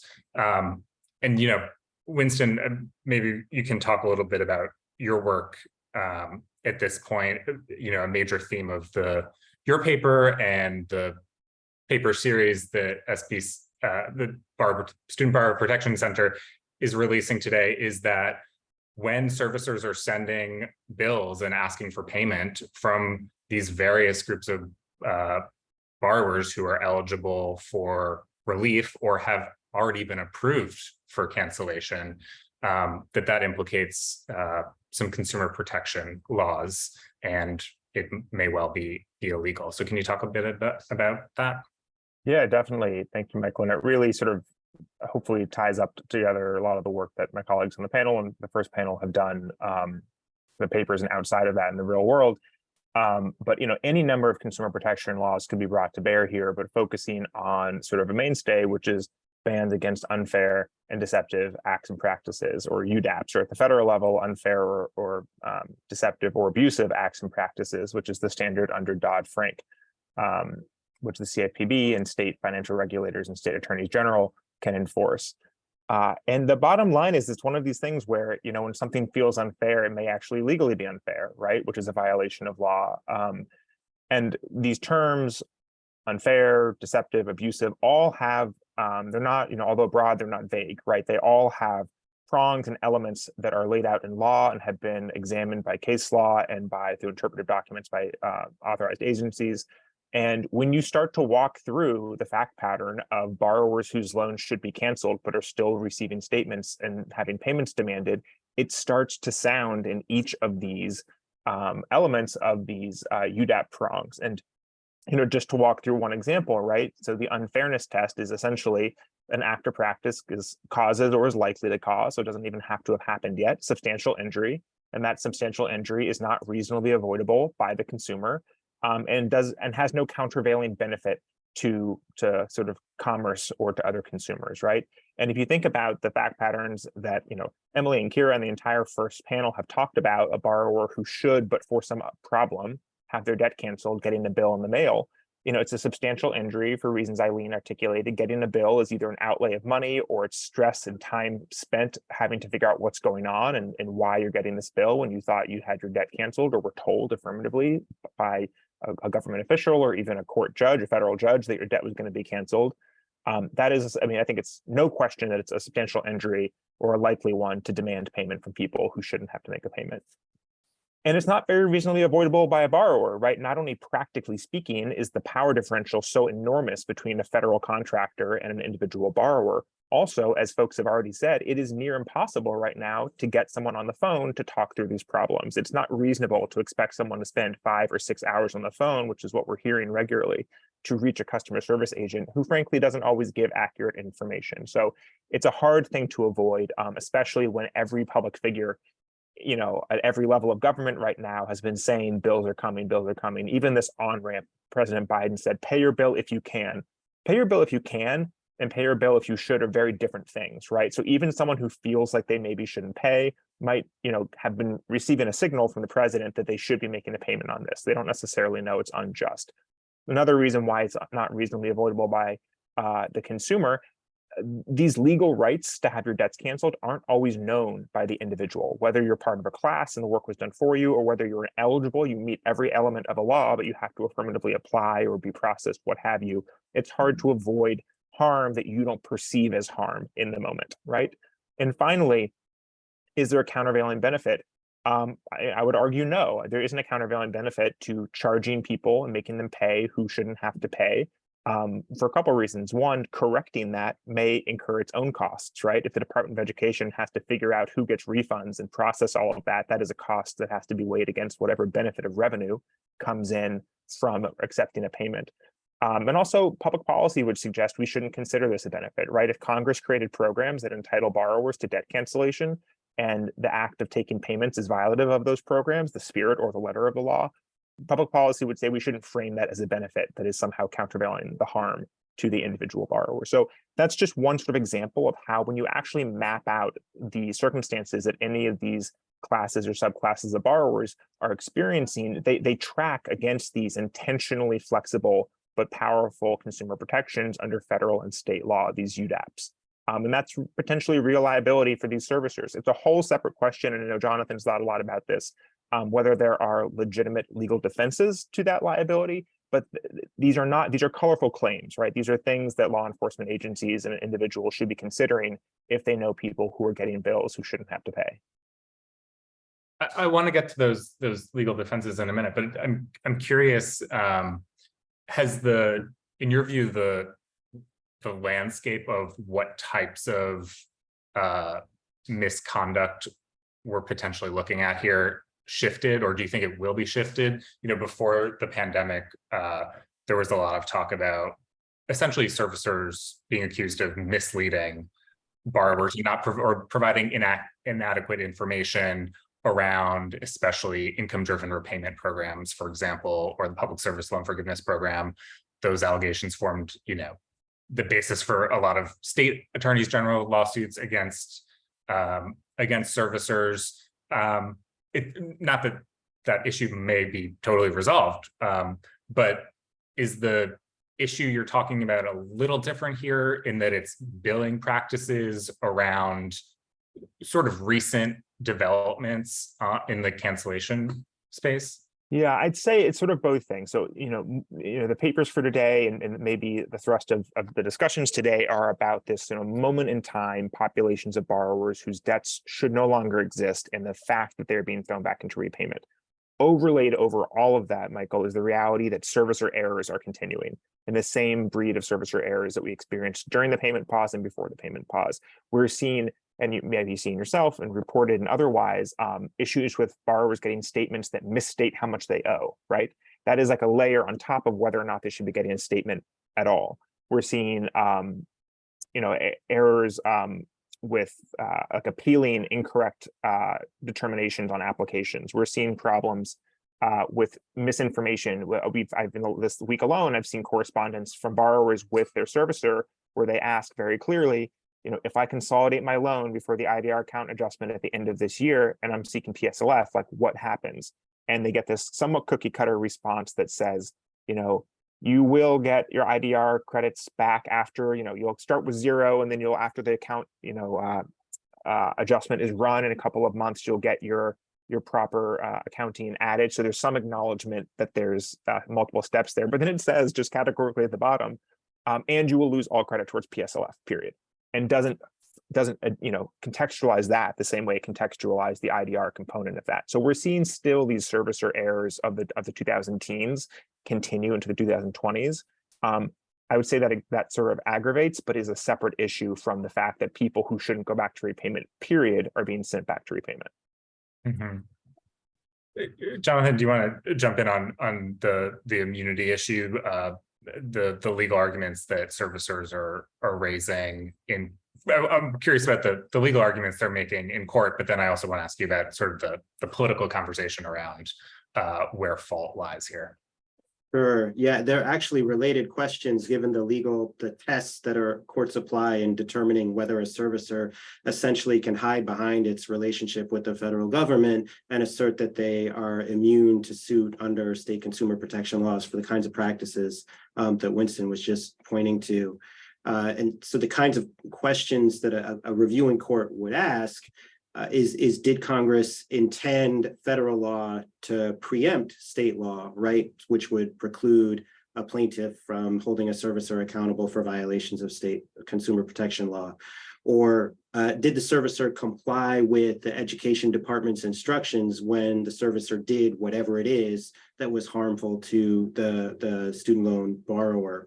So if the servicer can point to something that the federal government told them to do, then their argument is they shouldn't be liable for following the instruction that they were given. The proper party to sue is the federal government, which of course can assert immunity itself. Did the servicer fail to comply with an instruction that the Department of Education might have given? For example, if the department said comply with applicable consumer protection laws, and the servicer has not, then that actually opens up, right, a pathway to recovery for the consumer, for the student loan borrower here. And finally, did the contractor have some discretion, meaning there was not a specific instruction from the federal government to the servicer, and therefore the servicer can be held accountable because the servicer exercised its own judgment in deciding how to treat the consumer. The tricky part about all of these questions is they're very fact specific, right? There's investigation that has to happen to figure out what were the instructions that were given and to what extent was there or was there not compliance. And that's burdensome for a student loan borrower to, or really their counsel to engage in and ascertain what are the answers and what are the arguments that can be made in light of those answers. The department has taken some steps to smooth the path to a claim along these lines, but I'll stop there because I suspect we might get to that question later. Well, I'm wondering, what's your view of how settled some of these issues are? The education department in the change of administrations changed its view about servicer preemption. How is that reflective of where courts are right now, or is this still unsettled? Yeah, I'm smiling because I don't know. So the new interpretation that the department has provided is just that. It's a new interpretation. And so I don't know that it's been tested yet in a case in which a servicer has tried to make one of these, there are different forms of immunity arguments that they can make. I don't know that this interpretation has been trotted out as a basis for setting aside an immunity argument, just because it's new. I can tell you that the prior interpretation, or I guess it's 2 interpretations ago, the reviewing court was not very deferential at all to the administration. But that interpretation also, I would argue, the court should not have been terribly deferential to, because of the degree of, I was going to say effort, but that's not the right word. The degree of care that went into preparing the argument that a servicer should enjoy some degree of immunity. It was not consistent with what courts doctrinally have required in the past. And Michael, if I can just add to that sort of 2 points on the existing body of law around preemption of state consumer protections. There seems to be a lot of clarity in recent circuit court decisions that nothing in the Higher Education Act preempts claims related to affirmative misrepresentations, right? If the servicer is going out of their way to say something and what they say is wrong, that's fair game for state consumer protections. If they can't, I think it was maybe the Third Circuit in the Pennsylvania v. Navient court said something along the lines of, if they can't point to some federal law requirement that made them say that thing, then what they said is fair game if it's a misrepresentation or otherwise violative law to address. And there are still some, I think, open, it's not a closed case on how state omission claims can be played out. That's been sort of more of the subject. It's been poked apart a little bit, but not completely. And there have been some major material omissions over the past couple of years. The second note I want to make, all of that's only relevant with respect to state law. But if we go back to that Dodd-Frank federal UDAP standard, the preemption issue is more or less out the window. You still have some affirmative defense or immunity legal issues to sort of legal factual, Jonathan made the point, to deal with. But the question of preemption is less severe when you're bringing federal law to bear, which states can do alongside with the CFPB. I'm curious what you think of, and this is what I meant when I said I wanted to get to the political question, this question of the resources available to servicers. That's been sort of a back and forth between some Republicans, the industry, and so far at least the CFPB, which said the director of the CFPB said in an interview that we're going to be scrutinizing servicers and that not having the resources to properly staff your call center is not an excuse for violating consumer protection law, essentially.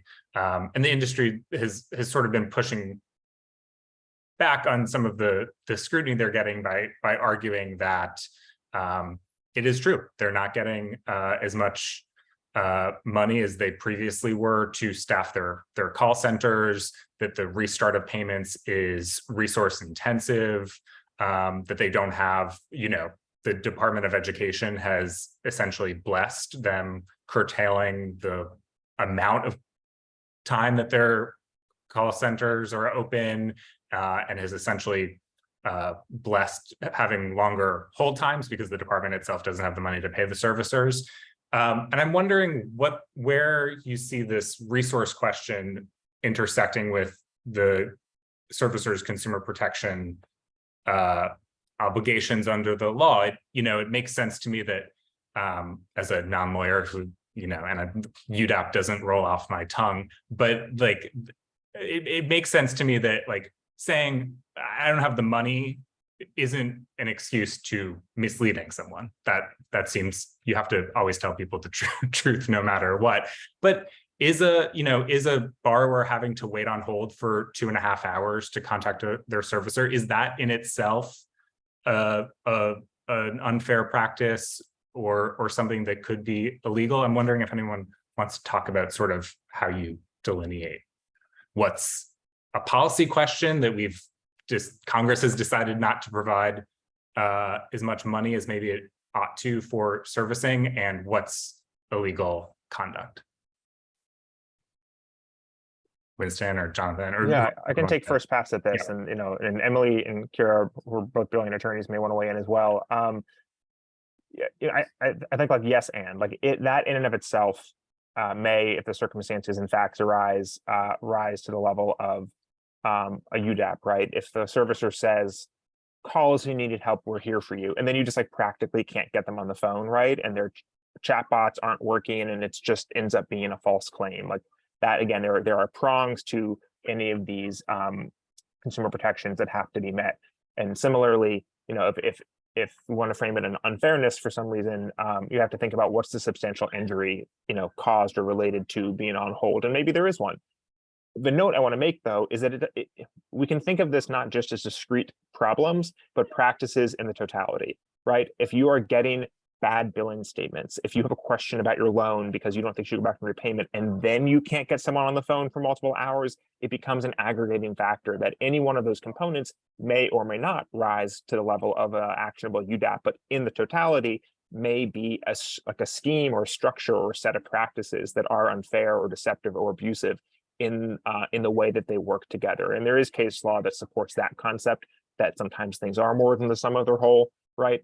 And so it is very fact specific, and it's hard to have a lot of hypotheticals. So unfortunately, I think day by day we're getting more real-time facts to apply and run through these sorts of tests. And the final thing I'll say on this before any of my colleagues want to add or disagree is that in addition to this UDAP standard, 19 states have passed student loan servicing specific laws that enumerate specific practices that are violative of law, whether that practice violates an existing UDAP or that practice is an enumerated protection that can be violated. That varies. So there are indicia that create a sort of landscape of what behavior is acceptable and what behavior is not acceptable. And I'm not particularly sympathetic to the back-end funding component of your earlier question, because they signed up for a job, and there are some elements of executing that job that are baseline and just need to be done and need to be done well. And then there are some elements of those jobs, they may have a little bit of fluctuation, but when they do it, they can't do it poorly, right? If you're going to operate the phone lines, make sure the person on the phone lines is trained and gives accurate information. But billing practices and some core functions have to be performed.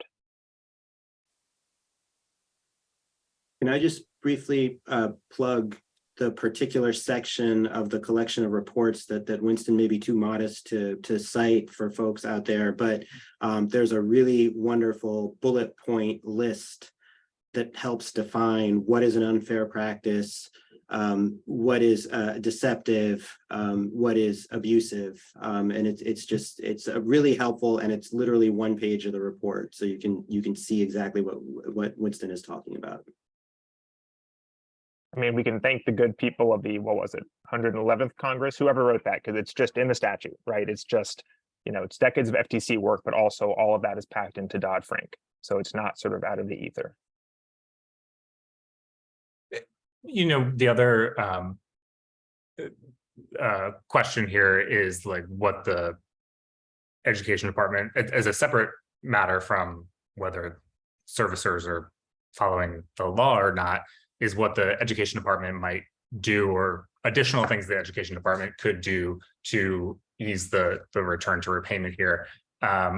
Emily, I know the California Attorney General's office, in collaboration with a bunch of other attorneys general, has some recommendations for this specific question or this specific issue of borrowers who are eligible for relief programs or who are having trouble with their servicers. Can you talk a little bit about that? Yeah, and this is something that AG Schwalb mentioned this morning in his opening comments too. There was a letter that AG Bonta and 18 other attorneys general sent to the Biden-Harris administration last week, I believe, encouraging them to instruct servicers that they should be putting borrowers with these types of issues that we're talking about. Maybe their loans have been discharged under borrower defense or another program, but it's not showing up in the servicer's records yet, to put those borrowers in administrative forbearance, non-interest bearing, and to do so liberally. And I think the idea is that that the time afforded by that will allow some number of the problems to get worked out on their own. So for, in the case of borrower defense, it will allow a borrower to ensure that discharge that they've already been granted is properly reflected in the servicer's records. Or it might allow a borrower to apply for borrower defense in the first place who believes that they were misled by a school, and that's within the factual findings that Ed has made.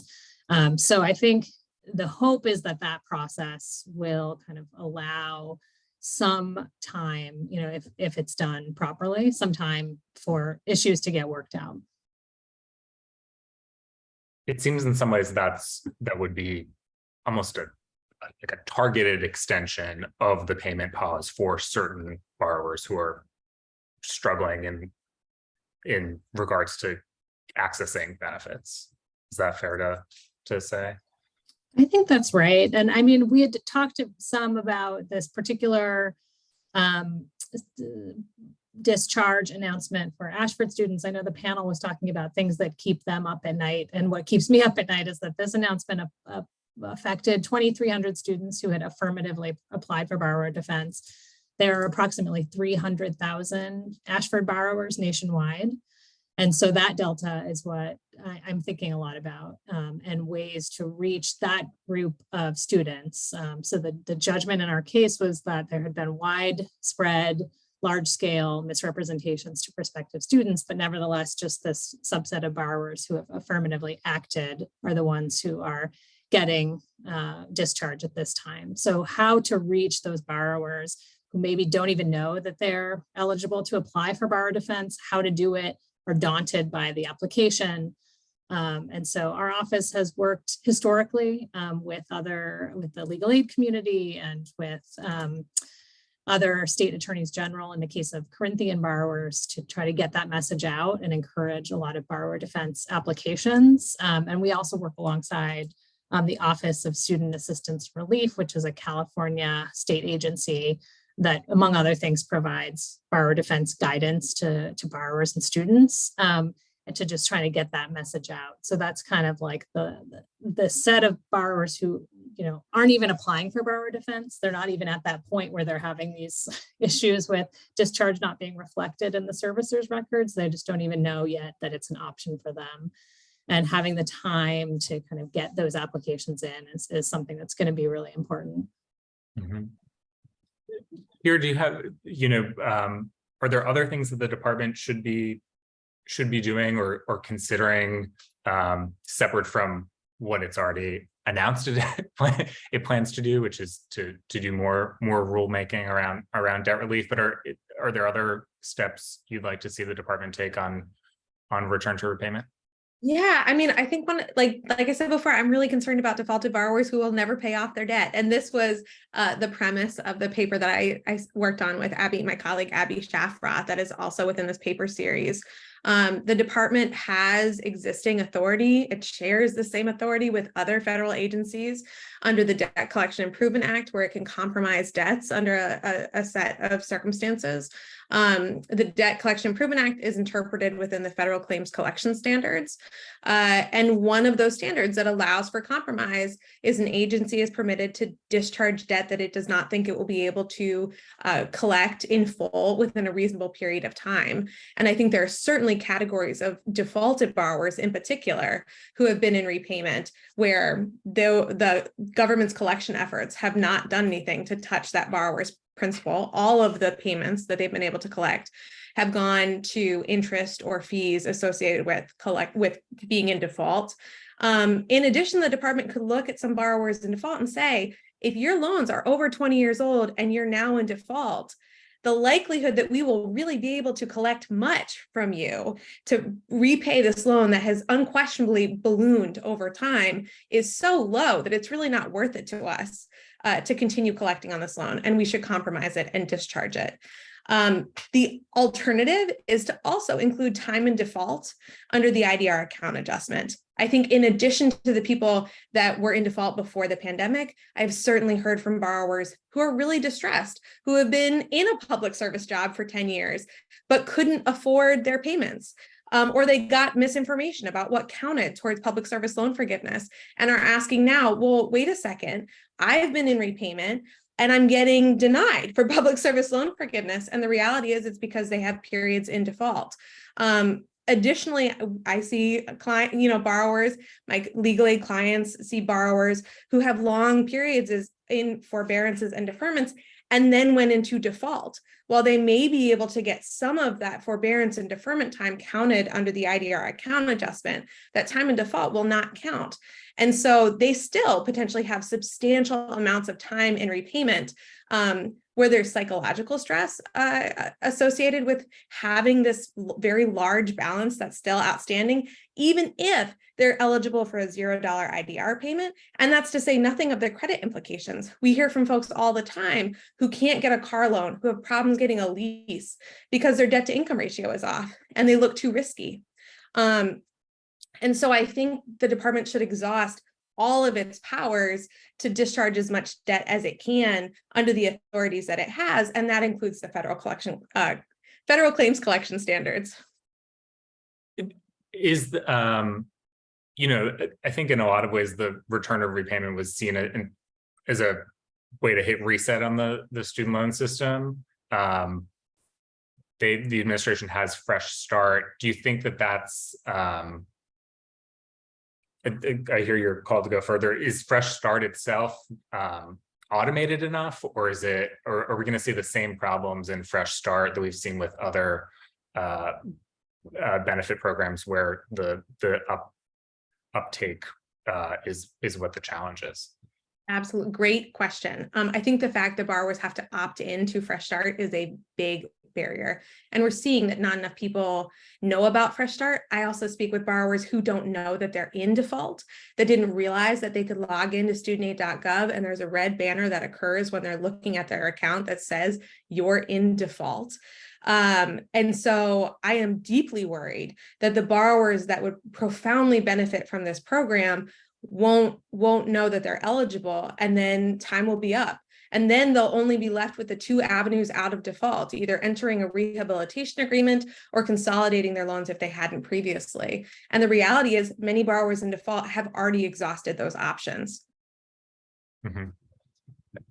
I want to go back to the servicer issues for a second. One thing that was interesting, we put out a call at Politico for people to tell us their stories about return to repayment.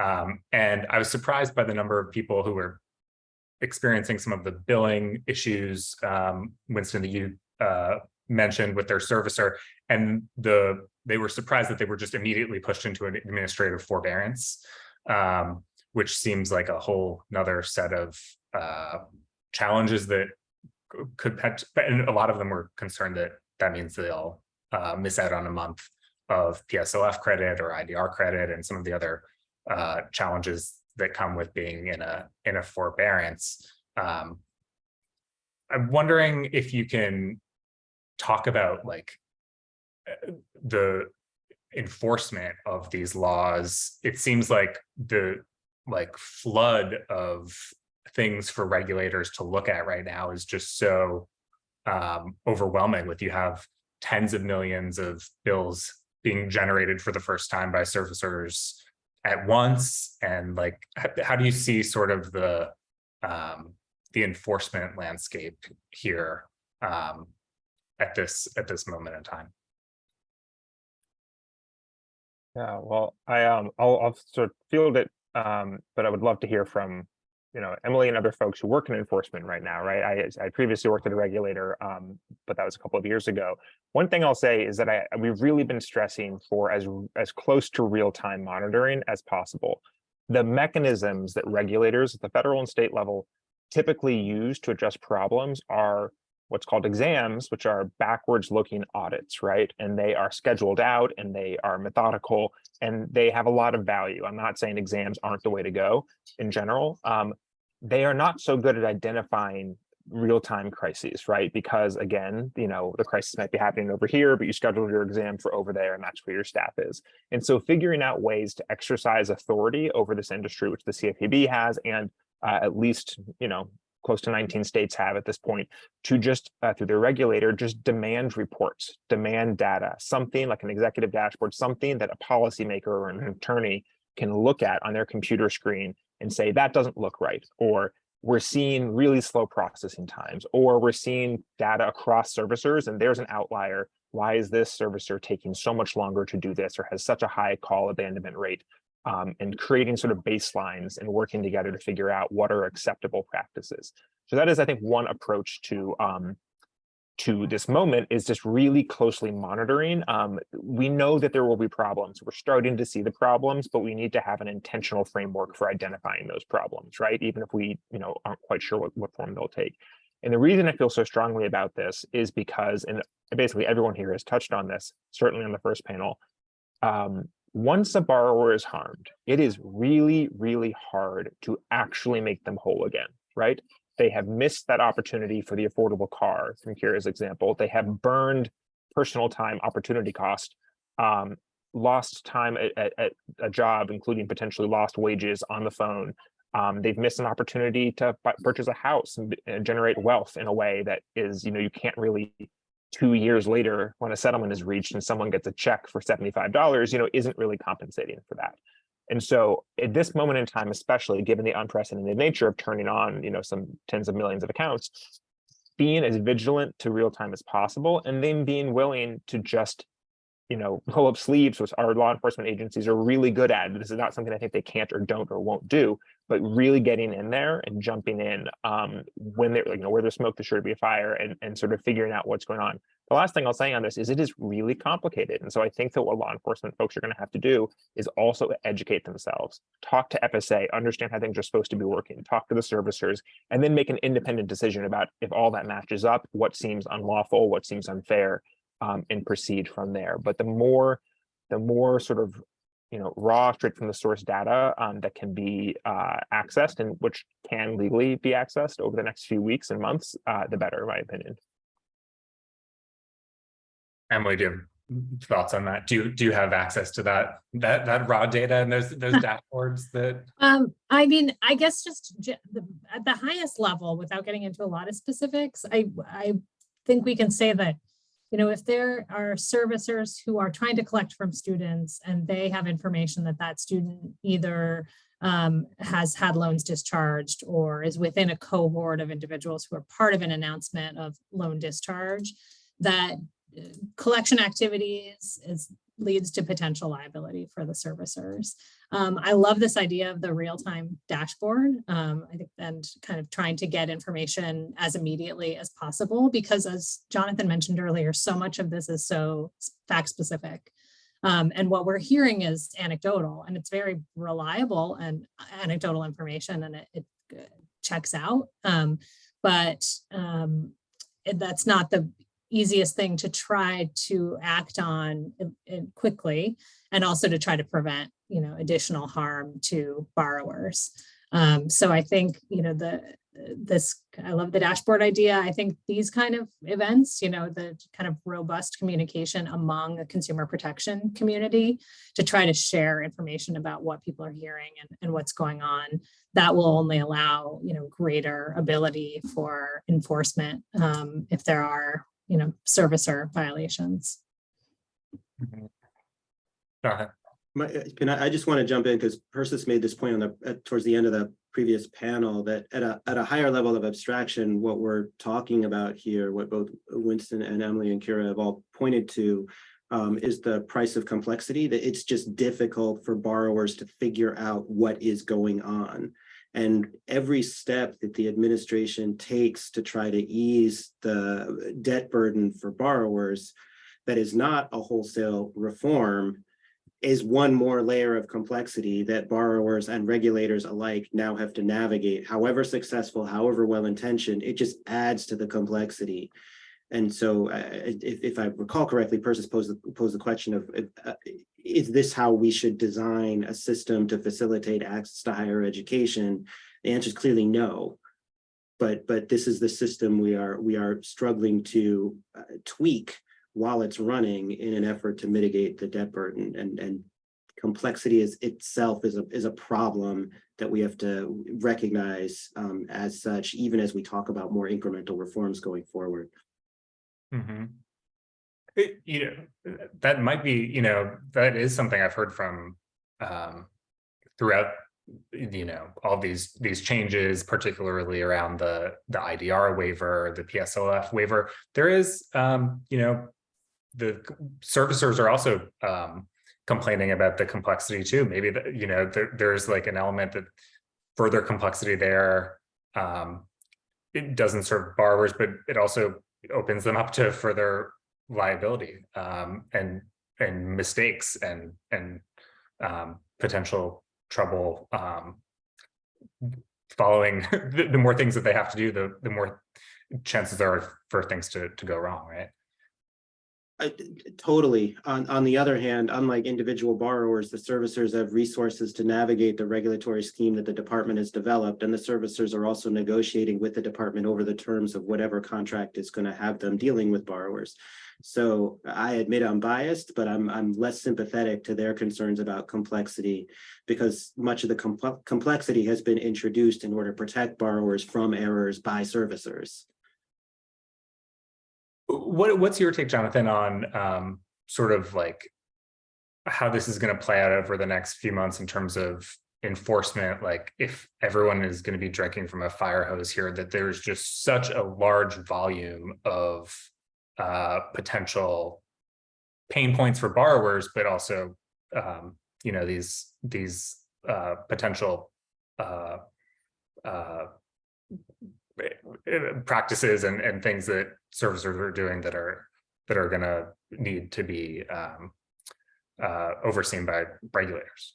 Yeah, so Michael, you keep asking me questions and I keep saying I don't know. One of the luxuries of being in the academic perch is I'm going to sit back and watch what Kira and Emily do, and then turn around and write about it. So I'm probably the worst person on this panel to speculate, because I'm further from actual borrower experiences. So I'm looking at Kira and Emily because I'm really curious what you guys think, because the kinds of actions that are potentially going to be relevant in light of how servicers interact with borrowers. I mean, I think, Jonathan, you hit the nail on the head in terms of complexity being one of the biggest barriers here, because oftentimes we all rely on borrowers to raise their hand and say, this is what the servicer told me. I'm not sure that it's right.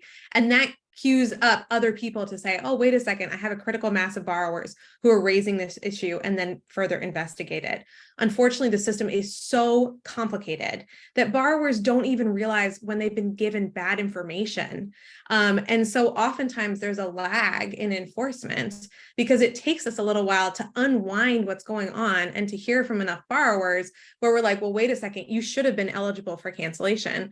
And I think the case in point here is what happened with the IDR account adjustment that we were on. This is the report that NCLC and SBPC released, which was, we should see a significant volume of borrowers who have gotten IDR cancellation because they've been in repayment for over 20 years. And lo and behold, it was only 32. And then Senator Warren was able to release data that showed that 4.4 million borrowers had been in repayment for over 20 years. And of half of that, nearly 2 million borrowers were in default as well. But until we had that data, I think it was very difficult to say conclusively, oh, this is a problem. We think that this is a problem, but we have no idea what the volume of that problem actually is. And I think it is disconcerting to me that we may see something recur here when it comes to repayment turning back on, in part because it still turns on borrowers knowing what's going on, and the system is just too complicated for borrowers to be able to decode it. And I guess, Michael, if I could just build slightly on what Kira just said, there's also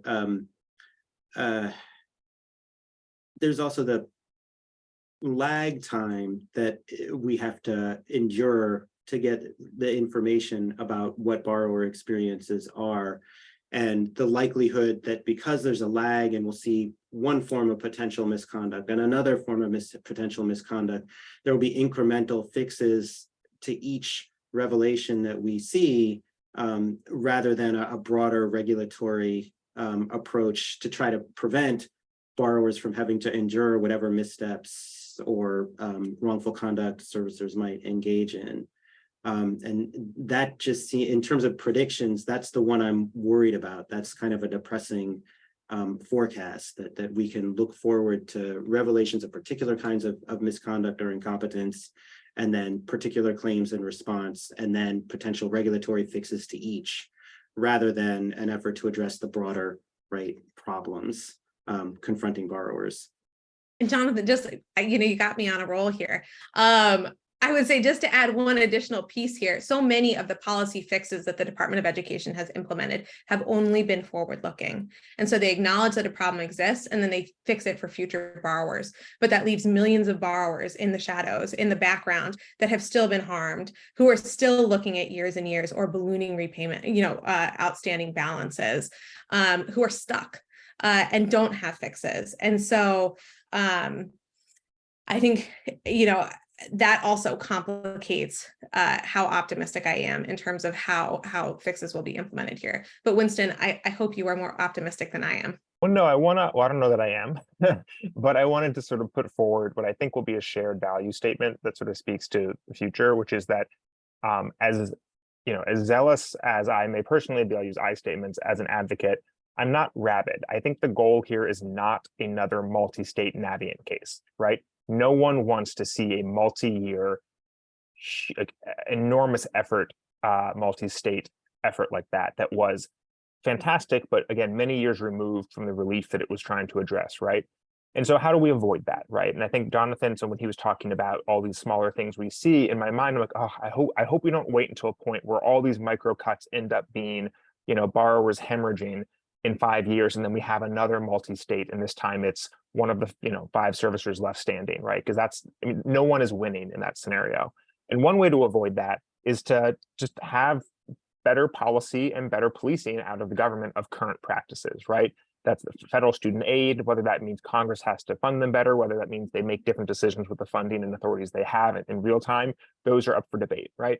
But having FSA just really bring down the hammer on the situation, on the moment as it arises.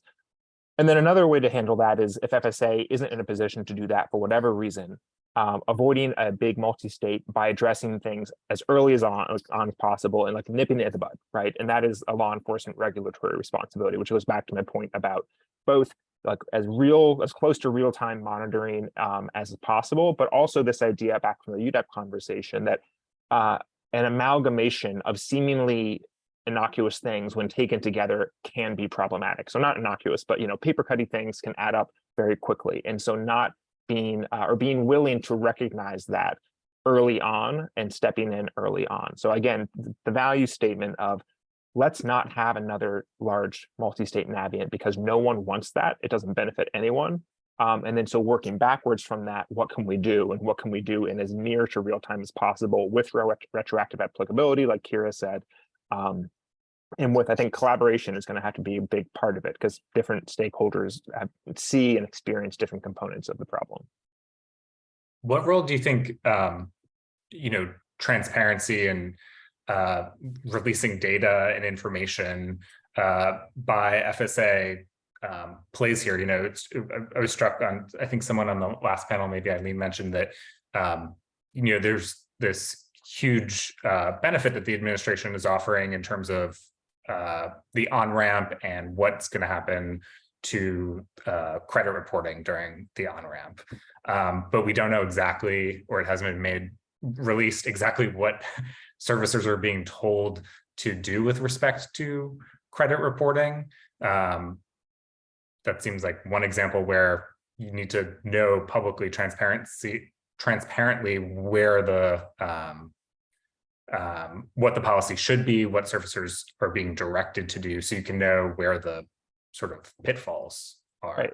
Yeah, I think that goes back to 2 points that Jonathan has already made. One, which is that for any defense claim they may have, it's hyper fact specific of what were you told to do and what did you do, right? So we can see what they did, often, not always, but you can more or less see what they did.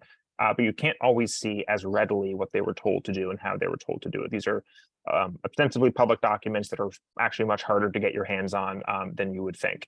And then the other note that I think Jonathan made and Kira certainly added to as well was just how complex this stuff is, right? And so getting, going straight to the source can help reduce the complexity, and or with a better working relationship, make it less complex to begin with. I think there were a number of conversations advocates have had with the federal government over the last 2 years, asking them to really strip things down to much simpler terms. So I think both, transparency in that sense is really valuable. And Emily, I see you're off mute. I'd love to hear what you have to say. Yeah, just building on that, any transparency or additional information helps reduce that lag that Kira was talking about, which is very real. And law enforcement and regulators are not always able to act super quickly, immediately. But to the extent the complexity can be reduced, and to the extent information is freely available without law enforcement having to kind of go seek it out from various sources, that's all for the better, and should allow things to move more quickly and enforcement to take place more quickly. I think we have just a few minutes left. I'm wondering maybe we could, I'm curious, we've sort of touched on various parts of this, but what one quick change you would make if you were running the student loan program, and one prediction of what we'll be talking about in terms of return to repayment a year from now.